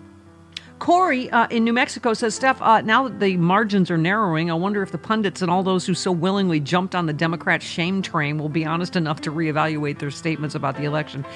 Don't be ridiculous. Of course they won't. I wonder if any of them will be humble enough to look at this new data and walk back their quote-unquote analysis. Thank you so much, Stephanie, for not getting on that bandwagon, keeping the door open for fact-checking. I mean, the tiniest. Look at the graph. Have you looked at the graph? Mm-hmm. The tiniest, except for Al Gore, who won the popular vote by 11 billion. 0.05 yeah, he or won whatever. By 500,000 votes or something. Had he actually been counted, yeah. Yes, thank you. But the tiniest margin ever. Bill in New Jersey. Hello. Hello, Bill. Hi. Go ahead. Hi. He's back, Sebastian Gorka. Mm-hmm. And, Greetings. He's going. What's that? I said greetings. Greetings. He's right. He's been rehired by the Trump administration to be in charge of counterterrorism, which is sort of what he had before he was thrown out in 2017 because he wore some sort of weird uniform and a badge from a Hungarian group that helped the Nazis exterminate the Jews in the end of the war. Yeah. And he's never, denied that. I know. No, it's it's just creepy to begin with. I was just going to say, in case the Trump cabinet wasn't creepy enough for you yet. Greetings. Andrew Weinstein said nominating Sebastian Gorka to be the national director for counterterrorism is a grievous insult to both the American Jewish and Muslim communities and further imperils our democracy. Another obscene addition to the incoming Trump administration. I mean, where do we start? Who said in October 5 men filed a lawsuit claiming that Linda McMahon and her husband Vince McMahon were aware that a former ringside announcer, Melvin Phillips, was assaulting ring boys who were as young as 13. Who said that? Bunny, Bubbles, and Beulah. No. Our new best friend, Heather Cox Richardson, just with some not-so-fun facts about the not-so-fun Trump cabinet. Here, Tristan Snell with some fun facts. Trump's $25,000 to Pam Bondi was part of a larger trend. $35,000 to Greg Abbott, who declined to pursue Trump University as Texas AG. $50,000 from Trump attorney to Cy Vance, who declined to indict Don Jr. and Ivanka as Manhattan DA. And fundraising for Rudy Giuliani, SDNY, halted the probe into alleged mob ties. Okay. Have I missed anybody else in the parade of horribles? Okay. Hold, please. Okay. Oh, I'm sorry. Tulsi Gabbard, Trump's pick for Director of National Intelligence, was briefly placed on a TSA list that prompts additional security screening after her overseas travel patterns and foreign connections triggered a government algorithm earlier this year. Okay. Greg Sargent, Washington Post, says, get ready. Pam Bondi's confirmation hearings will be brutal. Dems will press her on what she'll do when Trump orders prosecutions of enemies, if she'll back pardons of 1-6ers who attack cops, Trump's threat to punish media that displeases him. I guess she'll just lie like they all do. She'll just perjure herself because that's not a thing anymore. Well, if she's the AG, she isn't going to prosecute herself. Right. So. Right. Tristan also on Tulsi Gabbard on the TSA watch list. So maybe, just maybe, hear me out here, the nominee for Director of National Intelligence should not be someone who made a TSA watch list for her suspicious foreign travel patterns. One would think. Just let him finish here. Yes, Rick Stengel said the failure to have the FBI vet national security nominees is a danger to every American's security and an invitation to our enemies to use what they know against us. Mm-hmm. I mean, we are at a place once again. So Trump has finished naming his appointees and nominees, but those individuals and their teams still have no special access to the federal agencies, which they'll soon be running amid an unprecedented, there's that word again, delay in signing documents and agreements between the Trump administration and the Biden administration. Trump's decision to not yet sign the trio of ethics and transparency agreements with the federal government. They're already saying we are just completely lawless. We are not going to agree to anything. We're not going to.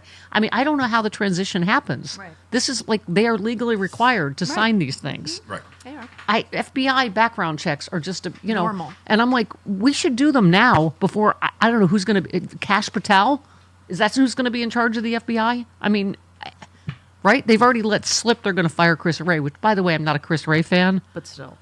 But that's again signaling that there's not going to be, yeah.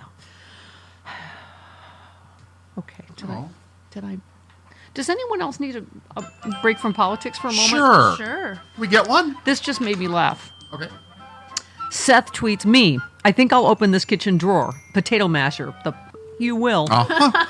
So Every true. time. That happens to me every day. You want to know why? Okay, so in the living room where I do my show prep, I have a thing that's like a, whatever you call it. It's a plastic thing that I put my show prep on and then a light so I can see my show prep. Mm-hmm. That gets jammed in there every single time, and I got to go get a butter knife to pry that Maybe drawer you're open. putting it away because the wrong. drawer is wedged shut, and it happens every time. Then And I think, no, I got it in there right this time. Can you take the light off Potato of it? masher. Why do they make a potato masher that? Do you need to mash any potatoes? No. Maybe I should put a potato masher in there to pry the drawer open. Does the light come off? Do you ever the make thingy? mashed potatoes? No. I didn't think so. No. Why do we have potato mashers? To mash the potatoes. Well, some people like to mash their own potatoes. Yeah. That's just communism. Melissa in Chester County, Pennsylvania. Steph, I'm a Sirius XM subscriber. I'm listening to your show since 2016. Love it. It keeps me sane. I was listening to Molly Jong Fast, and she was talking to Charlie Sykes. Charlie Sykes called Matt Gaetz a rapey McForehead. Molly started cracking up when she heard that and said, and asked if he made it up or heard it somewhere. He said he heard it somewhere. He couldn't remember where. Oh. And I was screaming, from the Stephanie Miller Show at my radio. Thank you. Molly. That's mine. Rapey McForehead. Everything originates from Stephanie Miller. Charlie Sykes. Don't remember where you heard it. Sheesh, Charlie. Okay. Oh, You're look. classy. Orwell said, I would replace Morning Joe with the Stephanie Miller Show. That's Well, very it's been- sweet. That's not going to happen. But listen. We tried once before. It didn't take. It was never going to take. But please, I made a point earlier, and social media about it, not very well. I got the wrong Stephanie Rule. I put Stephanie Ruble. I didn't really see it. Listen, it's Happens too to many me all the places to time. post now. And everybody's on different things, so then I got accused of being a racist because I left Joy Reid out of one of them, even though I love her. If you've listened, you know I love Joy Reid. Oh, my God. That was an idea. That was the best morning show ever. Put that in Morning Joe's place and then put something else. That weekend show was very good with, what do you call it? Michael Steele and Alicia Menendez very and good. Simone Sanders. I know you don't like Simone Sanders. Everyone's got, I know, I've got my favorites too. But that's a very good show. Jen Psaki's great. They have a lot of great talent there. Simone Sanders makes me wrinkle my nose. Well, I'm sure that you make her wrinkle her nose I'm- too, you know especially what? because you're a backwards hat wearing fake rapper now. Mm-hmm. Yep. This hat bothers people so much that I'm going to wear it every single effing day now. Douche bro beanie hat. I guess he said nothing about my baseball cap every Well, day. it's on but right. Oh, it's on right. Oh, you're Yeah. doing it wrong. Well, I need to My see- point was there's a lot of great I can't talent see that you do if not. I do this. I need to see you. I need to cover all this. Okay. My point is there's a lot of great talent. Support them because it's going to take a year for this. Yeah.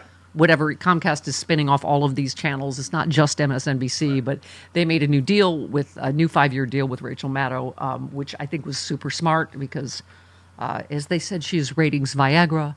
But anyway, but also a lot of other great truth tellers there. Katie Fang. I didn't mean to leave out Katie Fang. She's fantastic. Who else? I didn't mean to leave out anybody. I should have just said everyone but Morning Joe. That would have been faster. Yeah. There you go. 48 minutes after the hour. Don't let the door hit you in the ass, Andrea. Okay. Oh, that was rude.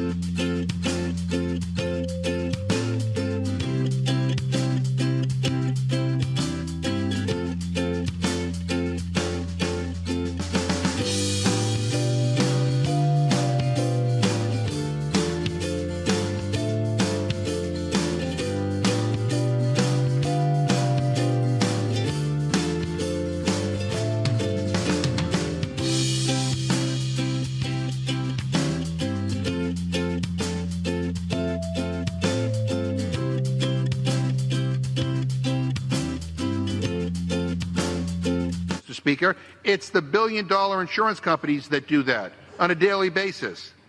And they want to blame woke this and woke that. What's woke about thinking special interests should not be able to buy tax breaks? Yeah.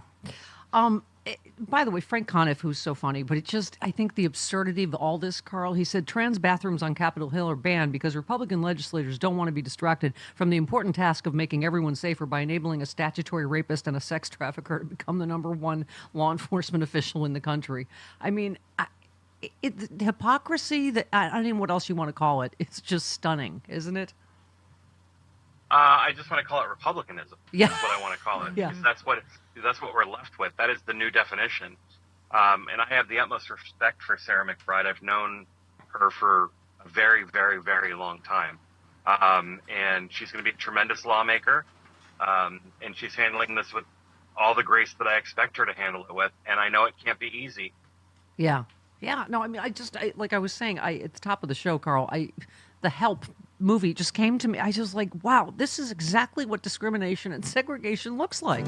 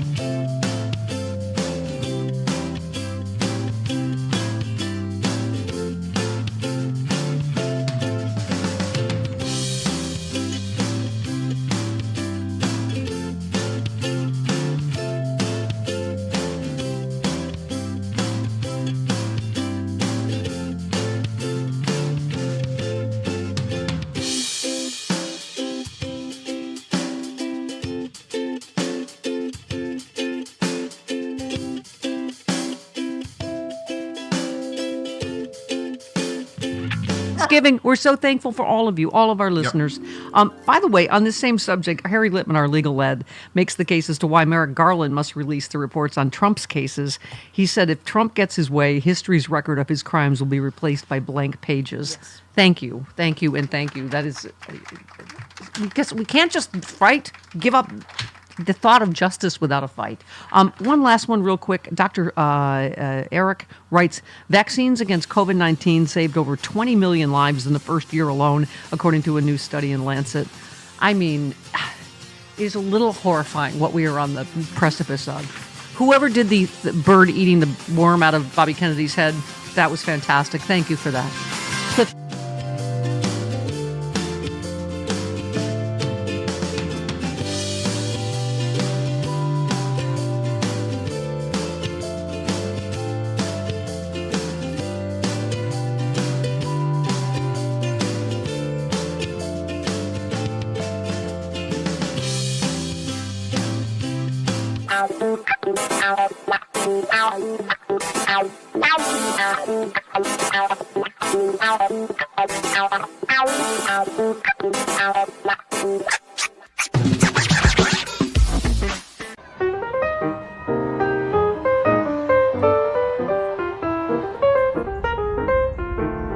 Oh, hi.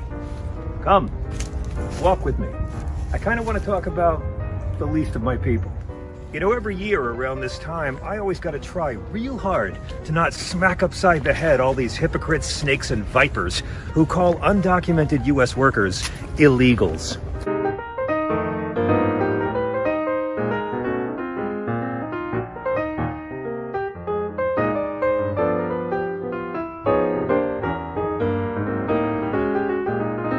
I don't like getting angry, but this shit makes me want to flip a table. Illegals is a racist, dehumanizing, otherizing term. It's designed to make other people appear less than human, so you won't feel bad when you treat them inhumanely. It's a really shitty noun. Ask yourself this: when's the last time Fox News called any other kind of lawbreaker an illegal? If you do 56 in a 55 zone, aren't you an illegal too? Huh? Come on. Now, you wouldn't know it from watching Tucker, but the majority of undocumented immigrants in this country are people who overstayed their visas.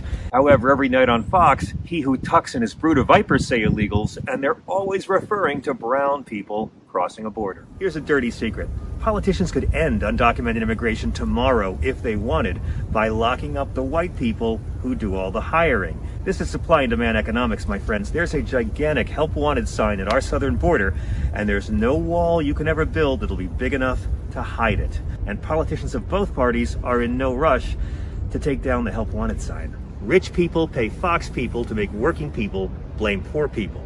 Now here's 10 facts about illegal people. Number 1. Undocumented immigrants commit crimes at a much lower rate than U.S.-born citizens. Why? Fear of deportation.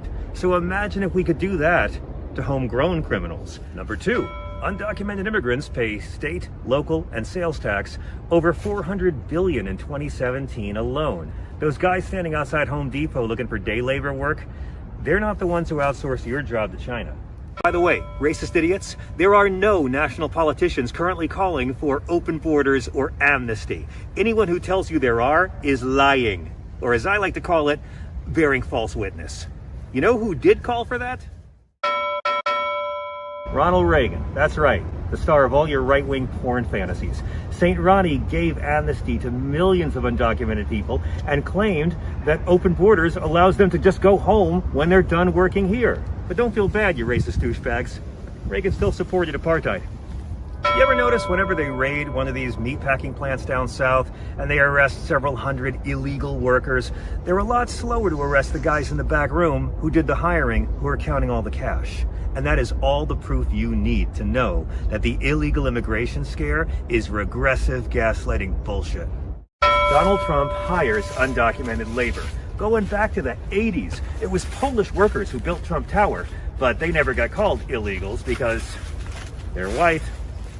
Even as president, Trump continued to employ undocumented workers. He's now done it in 2 different centuries, all to avoid paying American workers a living wage. You are being suckered by millionaire at birth hypocrites. Does it physically hurt to be this freaking gullible? Oh, let's talk about the wall.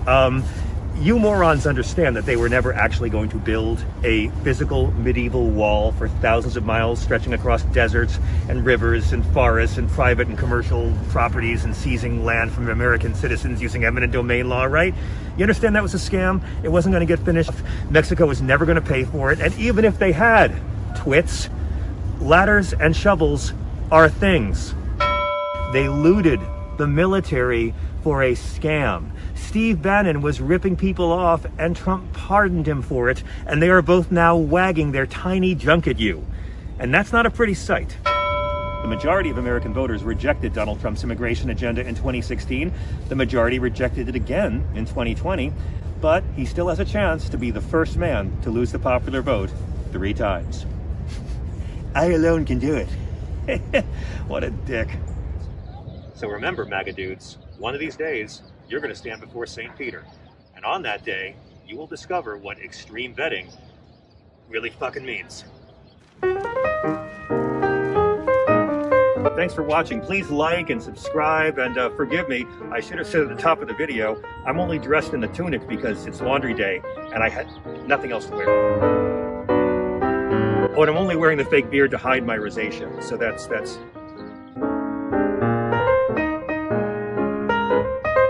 Oh, you thought I was trying to look like him? Dude, I look nothing like him. I'm white.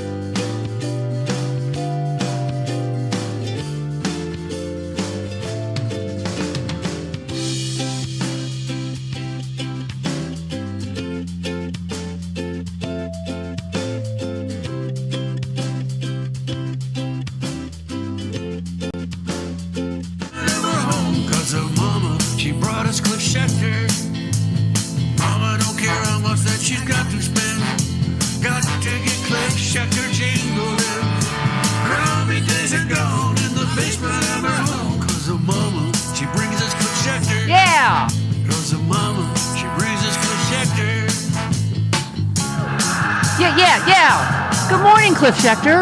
Hiya. Oh, hey, how are you? Oh, hi. Oh, you look startled to be on. Hi. I actually was quickly, because I care so much, Stephanie, about us, was promoting that I was going to be on my various 47 different Twitter-like apps. Yeah, me that too. I'm now on, like Yeah. you. Thank God I And I have don't- no life because I post everywhere. I don't know what way is up at this point. I may just retreat to YouTube and hide because I've been happy there. You So, you just know, as Jody Hamilton says, that we need to fight. We need to fight. Oh, it's not about lack of fighting. Here we go. Here we go. Fight! Yeah. Fight! Yeah. Fight! I ain't going down, I'm swinging! Fight! Yeah! Fight! What? Yeah. Okay. Sorry. All right. Now we're in the my mood. karate in a bit. Yeah. But Cliff, we have had this conversation. I jokingly, but all the people we have on the show are alpha liberals. You, Bob Seska, which thank God you're, part of the Tuesday Bob Seska show now. You guys are both fantastic together. But we've been having this conversation for a long time, haven't we? About alpha liberals. About we need to somehow. Either I don't think we have to lie and cheat the way they do, but I think we have to fight differently somehow. And I think, interestingly, what Jen Rubin said is I don't know if you heard it, but I think that's an example, isn't it? It is. I mean, again, I'm not acting like I'm some genius because there have been a lot of other people who've been saying this as long as me. But, there are clips that Bob loves to show, that one where I beat up on Cleta Mitchell up on MSNBC. There's still, I got banned for that way back then because I was too mean. Liberals weren't supposed to be mean. Well, you were just spitting facts. You were talking about all of the Republicans that were indicted and crooked. Right. I don't know how to do this any other way, so I don't get timidity. I don't get bending the knee. Like, none of that makes sense to me. When someone is a bully and they hit you and they punch you, you punch them in the nose back. And, of course, I'm talking rhetorically here. But, so, no, we don't need to lie and cheat. But what my refrain for 20 years now, and we've gotten better, right? We have some great ones in the House. But I kept asking, are we going to be able to get there soon enough and have enough of a critical mass? And we didn't, which is everything they say with the same passion, they lie and weave conspiracies about us. Yeah. We need to tell the truth about them because we don't need to lie. Everything they stand for, everything they are is unpopular to like 3/4 of the population. How could lies be any worse about Donald Trump than the truth? I know. What are we going to make up? You know what I mean? Well, let me ask you about one issue because we had a caller that was talking about the border. It's obviously one of the issues, and I said the thing that is so infuriating is Republicans have figured out how to make their obstructionism work politically. Like, let's face it, them being obstructionist douchebags worked in this case. And we thought, oh my God, this is so out in the open. This isn't going to work. Like, Trump literally is telling them to kill the most conservative border bill ever, But it worked so that they could continue to fearmonger on the border when we all know it was Trump and Republicans that killed the border bill. Right. And again, look, this is the same problem we've had, right? They have this huge megaphone. They dump billions into it. Again, as I like to say before, if anybody thinks that Ben Shapiro, a guy who sounds like he sucked on a helium balloon for overnight, and makes muscles that go downward, and I knew Chris would appreciate. Has the charisma of J.D. Vance ordering donuts, became a phenomenon on his own. Somebody at that time, I remember looking, was spending, I'm not saying hundreds of thousands, millions on Facebook ads to create him. And I'll just say this because it sounds self-serving, so I won't talk about me. You, somebody should just say, "Here's Stephanie Miller. You'll like this. Here's $5 million." Yeah. No, I'm serious though. Like, not $5 million, stuff your pockets and go live on an island. But here's $5 million. Expand your staff. Expand your footprint. Yeah. Get modern technology. Blow up. Advertise even more. Do everything. Nobody does this on our side, so we're all left to our own. Thank you. And the vast majority of people like me and you who haven't found ways to make it this and make a living. I have so many smart messaging people on the left. We've lost a generation of them. They're doing corporate comms because they could not. The right would have said, "Here, have a seat at the Heritage Foundation for $250,000 a year. Go on Fox and get a contributorship." I'm not going to belabor it, but the point is that that if we stand up and fight on those issues right away and don't let the obstruction work, and we have a louder megaphone and we constantly message. Because losing, Cliff, as someone that's worked on real issues your whole life, losing just a complete bed of lies is infuriating. Because it's not just the border; it's that Haitians are eating your pets, and they're using your money to do trans surgery on illegals in prison, and they're they're taking your FEMA money and giving it to what do you call it, to illegal immigrants. I mean, this story. So this is a Republican wet dream. So some Haitian migrants who made international headlines in September are leaving or planning to leave the Ohio city. A lot of them restaurant workers. So all these maggots are going to be like, how come it takes an hour and a half to get my entree? Yeah. How come my fruit salad is $47? I mean, it's just, good. I hope they pay all those prices. I mean, and again, look, is some of it true? Absolutely. My 14-year-old went to school the other day, a boy, and came home a girl. I mean, they do that surgery obviously in 3 hours. So you wouldn't want to tell people that when Donald Trump says that he's a lying conspiratorial lunatic and not fit for the office. You'd want to repeat it and sane wash him, like the New York Times. I mean, again, we can't trust mainstream media. We need our media to grow. Yeah. We need our people to invest, and we must be messaging the Swalwells. A lot of them, again, Californians. You guys lead the way. Newsom, Swalwell, Ted Lieu, Adam Schiff are some of my favorites, but Dan Goldman is fantastic. Stacey Plaskett, who can't even vote because she's from the U.S. Virgin Islands. She doesn't even have a vote in there, and she's tougher than most of the people that do. Here's another alpha liberal question that we mentioned earlier, and I wanted to say it for you. So, what's his name? Hobag, the incoming border czar? Tom Hobag. Yes. Right. Yeah. Chris is keeper of the facts. Yeah. Hobag's only his nickname, though. He said that's just what he does every other Saturday night. Trump's plans for the mass deportation of migrants would have their states who do not cooperate with his plans for mass deportation would have their federal funding slashed in retribution. He said that's going to happen. I guarantee President Trump will do that. Well, someone suggested, all the blue states will withhold our tax dollars then, which fund all of you poor socialist red states, all the taker states. Right. I mean, we've got to find ways to fight back, don't we? We do, and I love what Gavin Newsom is doing right now. People, again. Our side so misunderstands just the value of PR, the value. It drives me insane.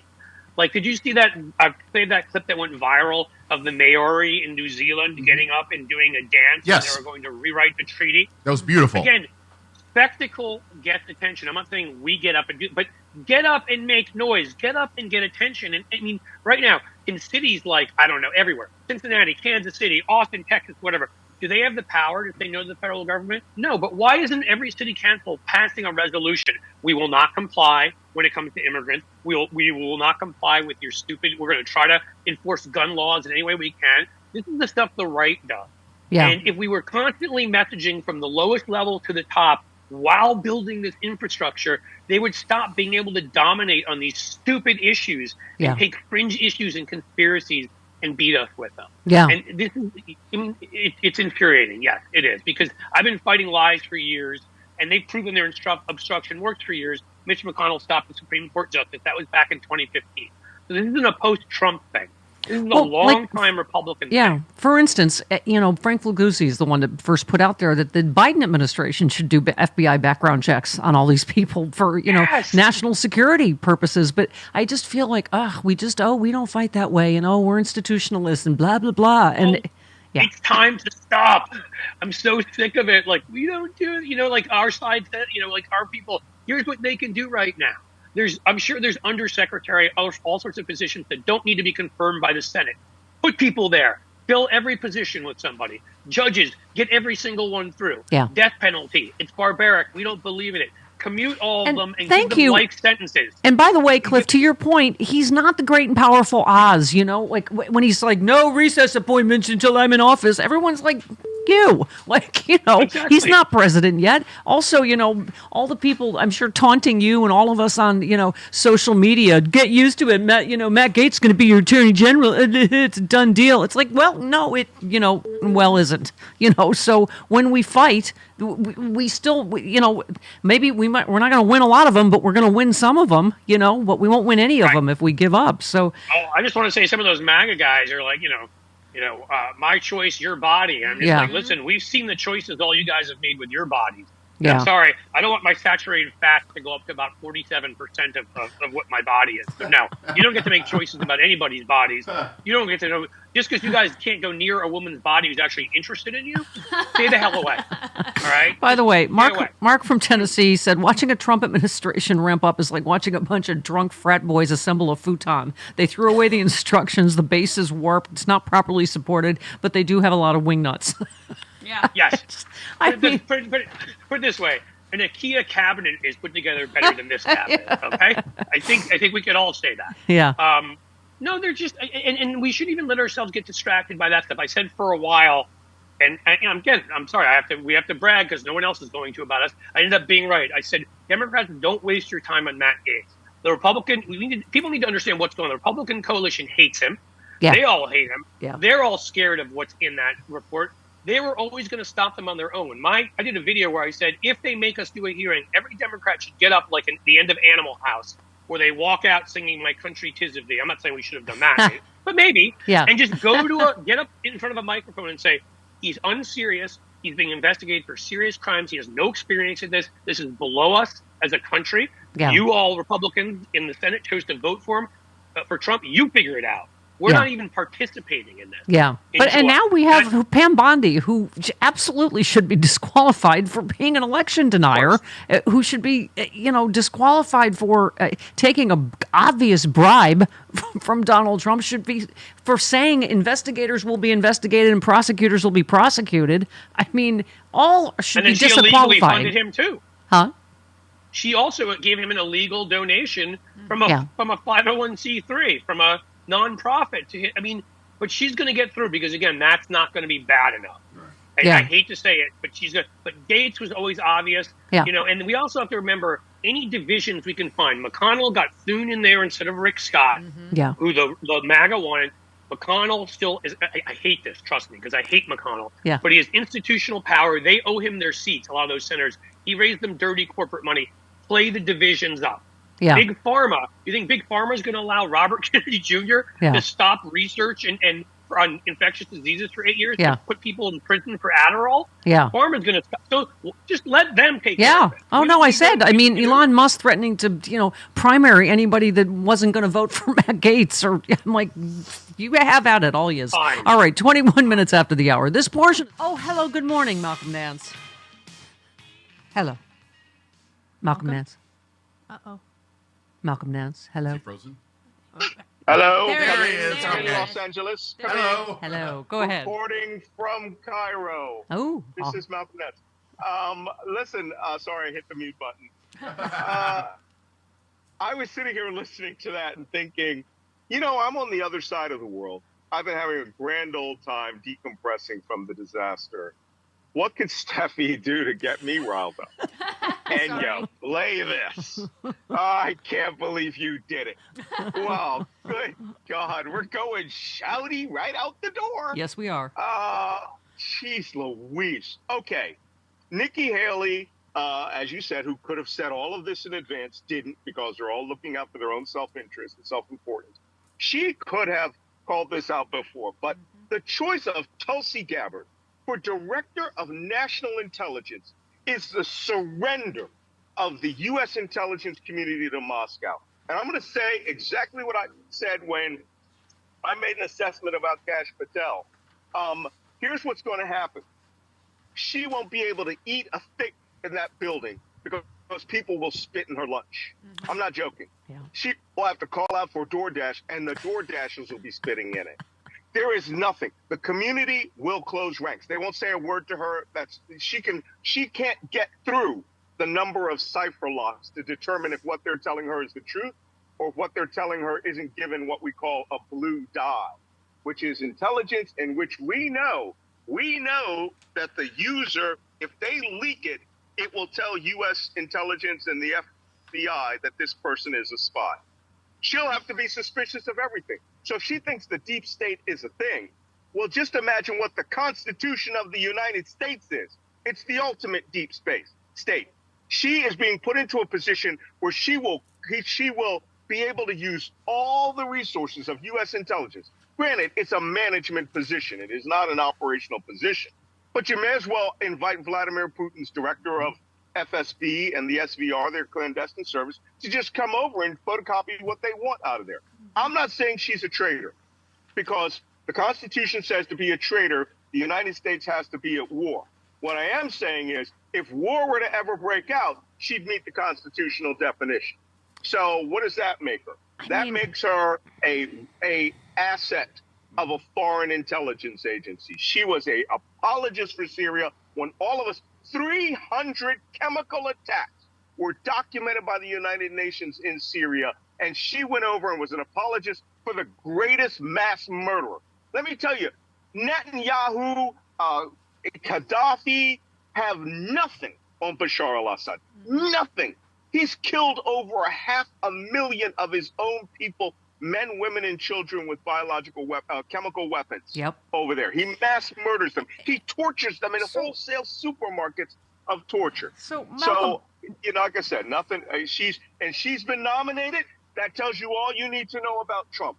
He's doing this to troll us, and he doesn't care about America. And by the way, I just said to Dr. Doom, it seems like the find out portion of the around and find out Trump voters is happening incredibly quickly, right? New York Post, who just endorsed Trump, what was that, 2 weeks ago? Urges him to dump Tulsi Gabbard and Matt Gaetz, calling them distracting chaos agents. What? He's doing everything he said he was going to do, and all these people are pretending like they're shocked.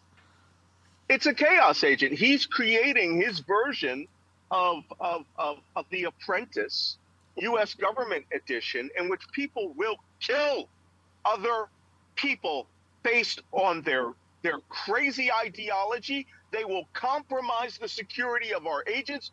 All other intelligence agencies in the world will go black on us. Look, the protection of the United States isn't that we have spies all over the place. It's that we have relationships with other nations who have very, very good spies. And what they're going to say is, the United States is not a serious nation. We're not going to give you anything. Since 1942 or 41, the Five Eyes National Agreement, where these 5 other nations will be our allies and assist us, it will go out the window.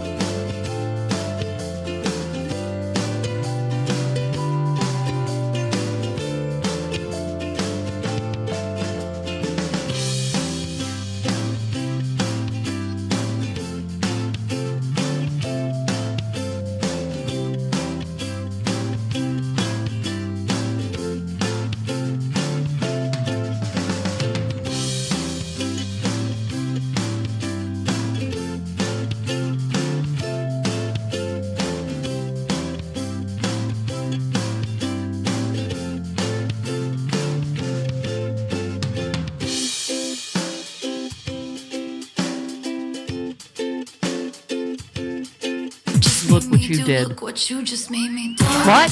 All right. What you made me do. Cliff Schecter is here. Hey, he has a new Patreon page. Go support him and all the magical alpha liberals in this Stephanie Miller cinematic universe. And he's going to be on Hal Sparks' show right after this. Fantastic.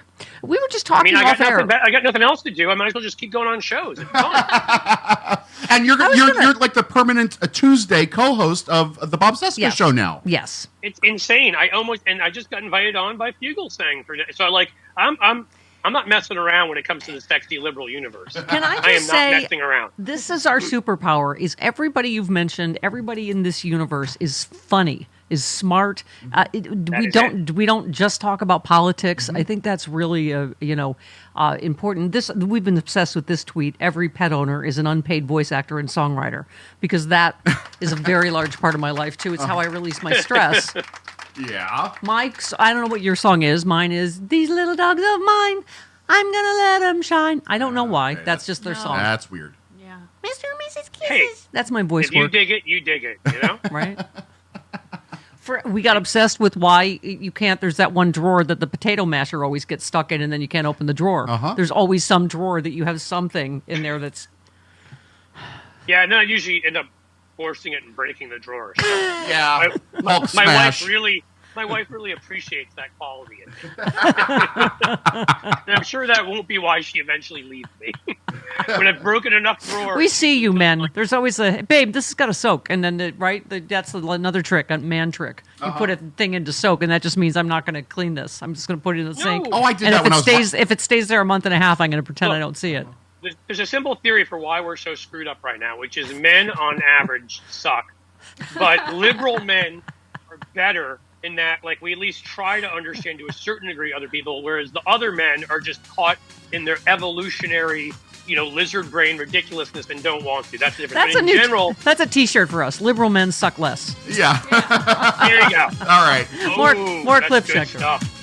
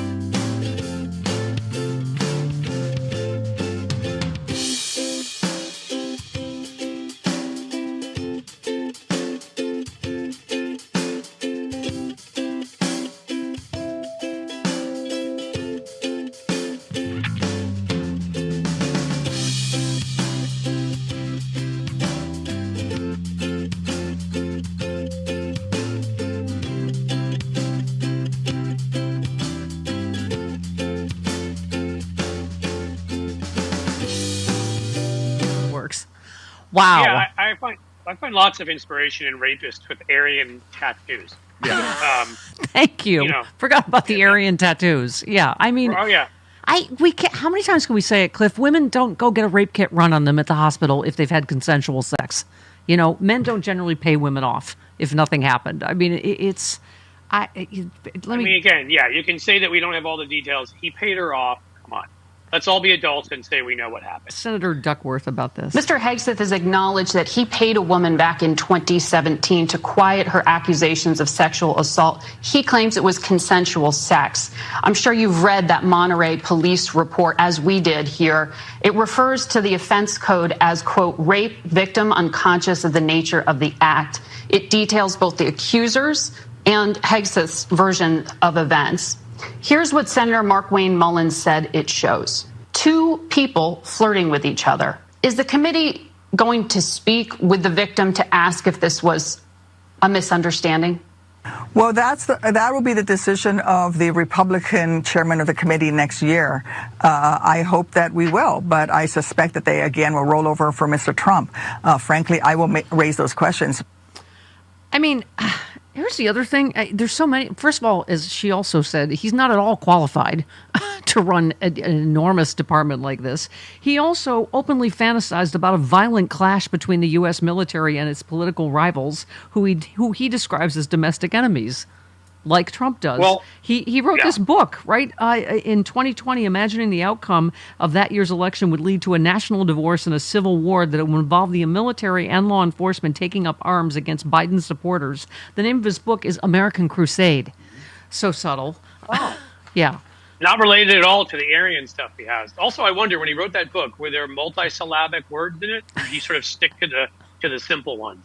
I mean, in any case, what was his highest rank? I mean, as you said before, major or something? Yeah. Even if he didn't have the Aryan tattoo, and be a rapist, he was a major or something like that. And he was so extreme in his views and what he wrote about in his, let's call it a book, more of a vomiting on paper, that in the end, the guy was pulled off in 2020 of inauguration because they couldn't trust that he might not do something to harm the president of the United States being inaugurated.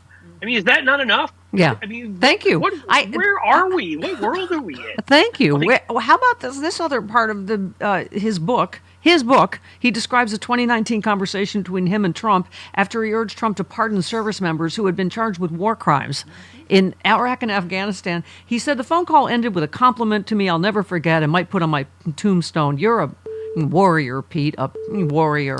I thanked him for his courage. The courage to pardon war criminals? I mean, once again, where are we? Yes. I think somebody sadly, that's not going to stop it. And Republicans aren't particularly targeting women as a group. Yeah, so if I were right now, the simple thing I think you have to do is you literally have to go to AIPAC and other Jewish organizations that have influence and get them to stop him because of the Nazi thing. Yeah. That's your best chance of stopping him, I think. And okay, what are we calling the rape now? A distraction? This is Leslie Marshall on Jonathan Karl. Leslie, Mediaite obtained this police report from California authorities from back in 2017 and says, Hegseth appeared very, very drunk. He got into a fight with Jane Doe. That's how she's being referred to, that she repeatedly said no.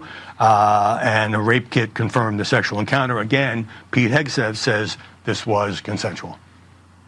I dreaded talking about this today. I met Pete a long time ago. We spent middle of the night waiting to go on during 2016 before the election, and I like him as a person, with all due respect to my former colleague. We know that there were 3 cases of adultery for Pete Hegseth, and it is relevant. Yeah, so, one more, sorry.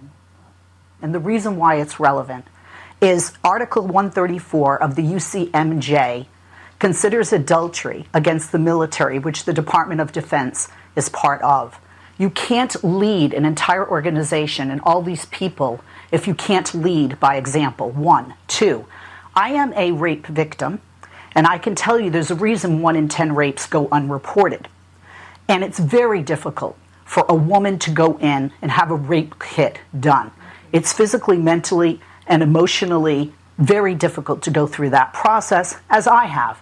And I can tell you that, just very personal in my deep core, somebody doesn't do that with their husband and their kids in the hotel, texting their husband. Yeah. And one last one, sorry. Somebody doesn't go into the hospital and subject yourself to that. And I have to say, I as a woman and as a victim, I believe the victims. And this is a problem for me, the sexual impropriety. And then on top of that, although Pete has an incredible military career, he doesn't have the leadership career in the military that I feel the Department of Defense requires as their head. Yeah. But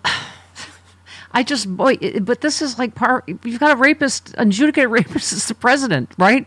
He nominated an attorney general who's, a alleged sex trafficker. This is where we are. RFK Jr., sexual assault. Yeah. The babysitter, RFK Jr.'s babysitter, among a zillion other reasons he's not qualified. It's almost like that's Tulsi's, the only thing she's missing. If she would sexually assault somebody, she'd have a better chance of being... Right? Seriously, and the thing is, you lose the smaller things in the bigger things, as you just said. We're to sit here and list them. Arian Cross got disqualified from the inauguration, wrote this ridiculous book, is a guy who obviously doesn't have the leadership ability and only made it to major. He's a rapist. Oh, and then let's throw out the fact that he's had allegedly is important to say, and that he just paid somebody. So he's not a rapist because he gets, in any case, allegedly. And he has had 7 kids with 3 women. He was cheating on his wife with a Fox News producer. In the military, you get court-martialed for that. Right. You get kicked out of the military for committing adultery. Yeah. I didn't even think about that. That's an important, thing. These people are despicable. You can't find better. As much as I can't stand Marco Rubio, and I can't, at least he hasn't done any of this garbage. He's a spineless weasel, but at least right. Aren't there plenty of spineless weasel MAGAs there they can find to do this job who haven't raped or allegedly raped people? And we're at the point where even the horrible people in Trump's last administration are saying how horrible. Former Surgeon General Dr. Jerome Adams warned that the new Trump health regime, with Bobby Kennedy, etc., had better have strong infectious disease, have a strong infectious disease plan and restore vaccine confidence, or we could face outbreaks throughout the next term. Do you think anything of that's going to happen under Brainworm? What are you kidding me? I know. What's he going to do? He's not going to do any of that stuff. He's just going to probably be traipsing around with a large whale head on the top of his car, dressed in like a dead cub suit, while he's got a brain worm. Who are these freaks that these people find? There's nobody even semi-normal? Yes. Speaking of really horrible people from the last Trump administration saying how really horrible these new people are, here's John Bolton on Sebastian Gorka. Sebastian Gorka is a con man. I wouldn't have him in any U.S. government. Fortunately, it's not the highest position he had been mentioned for, but I don't think it's going to bode well for counterterrorism efforts when the NSC's senior director is somebody like that. And this is why, obviously, everybody is now focusing on the top jobs, but the questions of who are the deputy secretaries, who are the undersecretaries, and so on, is also going to tell us a lot about who's actually running the government. He needs a full-field FBI background investigation about his educational claims and things like that. I think he is a perfect example of somebody who owes his position purely to Donald Trump. He doesn't display loyalty; he displays fealty, and that's what Trump wants. He doesn't want Gorka's opinions. He wants Gorka to say yes, sir, and I am fully confident that's exactly what will happen. We just have no idea of the show. How bad it's going to actually be. And you know what?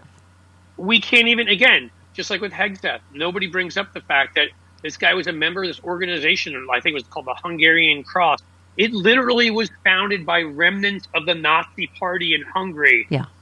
And they found this organization, and he was a part of it before he came to the United States. He was part of a neo-Nazi group. How much...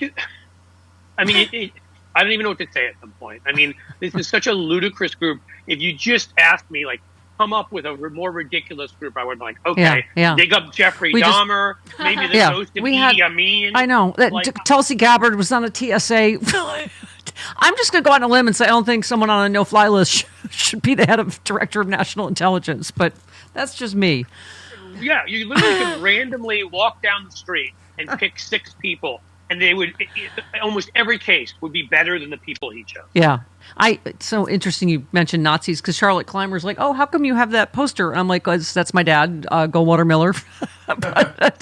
And first of all, that was a landslide. Trump did not in anything resembling a landslide. But secondly, he was a Nuremberg prosecutor. And again, Cliff going to go out on a limb and say, I'm still Nazis bad. Nazis bad. I'm in that camp.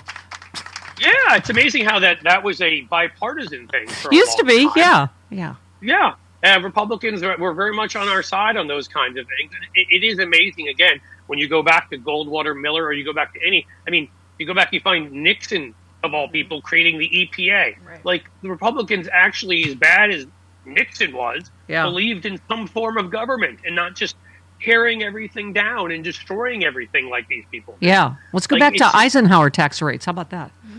Yeah, how about that 91% tax rate, right? As far as I'm concerned, when it comes to billionaires, I think we should. I mean, I honestly think you have over $1 billion. Everything at that point, I would tax it like 90%. Yeah. Or up to me. So, what do you need that for? What do you think's going to happen? Let's talk about Trump was scheduled to be sentenced next week for dozens of convictions in the New York hush money case. Judge Merchan granted a delay ahead of Trump's team's arguing the case should be dismissed entirely. Trump's lawyers are scheduled to make arguments for dismissing the case by December 2nd. Prosecutors will have till December 9th to respond. The filing says no current law establishes that a president's temporary immunity from prosecution requires dismissal of a post-trial criminal proceeding that was initiated at a time when the defendant was not immune from criminal prosecution and that is based on unofficial conduct for which the defendant is also not immune. As you say, where are we right now in America if you have been convicted by a jury of your peers and we can just be like, oh, that just didn't happen?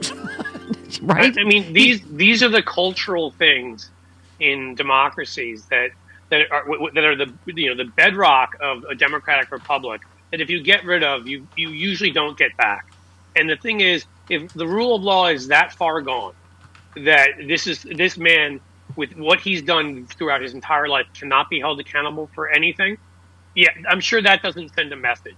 Yeah, what does that tell everybody? What does it tell everybody of a younger generation? What do I tell my kids? Yeah. I keep saying this bro culture we keep talking about, the message they're sending is rape is fine and you can get away with it and women are all lying whores. I mean... No, seriously, it is. I mean, Elon Musk also got charged with sexual harassment by one of the employees of SpaceX. Like, every single one of them, it's like a badge of honor. Yeah. You have to have sexually harassed or assaulted a woman, allegedly, to be able to be a member of the cabinet, I guess. Yeah. As a man. I've seen required. Elon Musk in a swimsuit. So people... You're saying Oh. some women have actually... He's a schmoo. Wanted to, touch... He that large, pale... He looked like Happy Funball. Remember that? Yes! Looks like something Jacques Cousteau found. It's like, they had to roll put him back. back at the bottom of the ocean. He's one of those fish that makes its own light at the very bottom of the ocean. Yeah. Okay. All right. 48 minutes after the hour. Golly. Good morning, Dana Goldberg. Good morning. Maybe someone should do a gender check on Judge Shapiro walking around sounding like my Uncle Murray all day. I just can't with these people.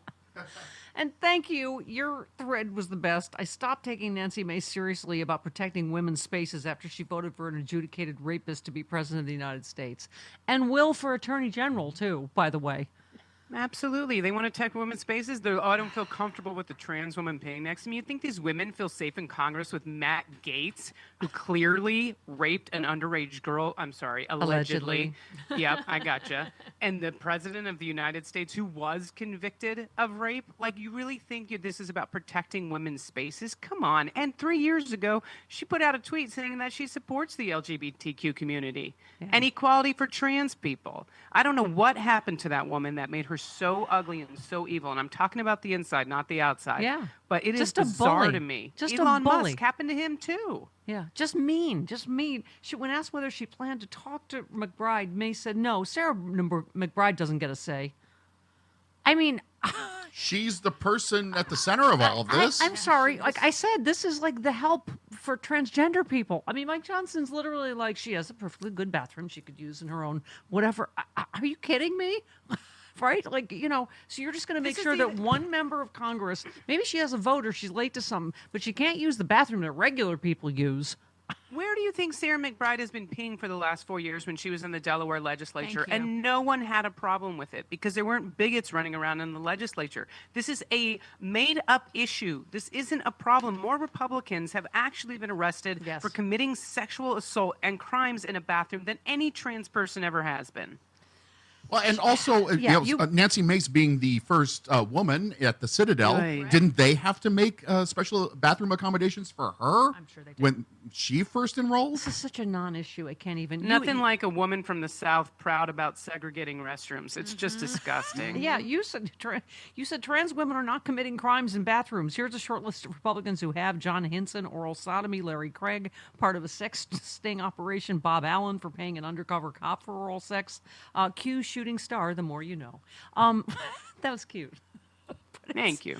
Also, can we also remember that Sarah McBride, and I hate even making these excuses and these reasons, Sarah McBride had a lovely marriage to a very sweet man. I promise you, Sarah McBride is not dressing the way she feels comfortable to go into women's restrooms, to make people uncomfortable, assault them. I'm just like, and no trans person is. Your issue is not with trans women, it's with predatory men, and let's get that straight. It infuriates me. And plus, I was saying, how many times was the George Stephanopoulos interview? How many times did she play the rape card? And she does it every time, and she did it again, reacting to Hakeem Jeffries' opposition to this, mean-spirited ban. I can't believe they're passing a ban so that one person can't use a bathroom in the Capitol. Anyway, she said it's the height of gaslighting to have this guy, a man, Hakeem Jeffries, try to bully me. Hakeem Jeffries is the bully for saying don't bully our new member of Congress. Bully.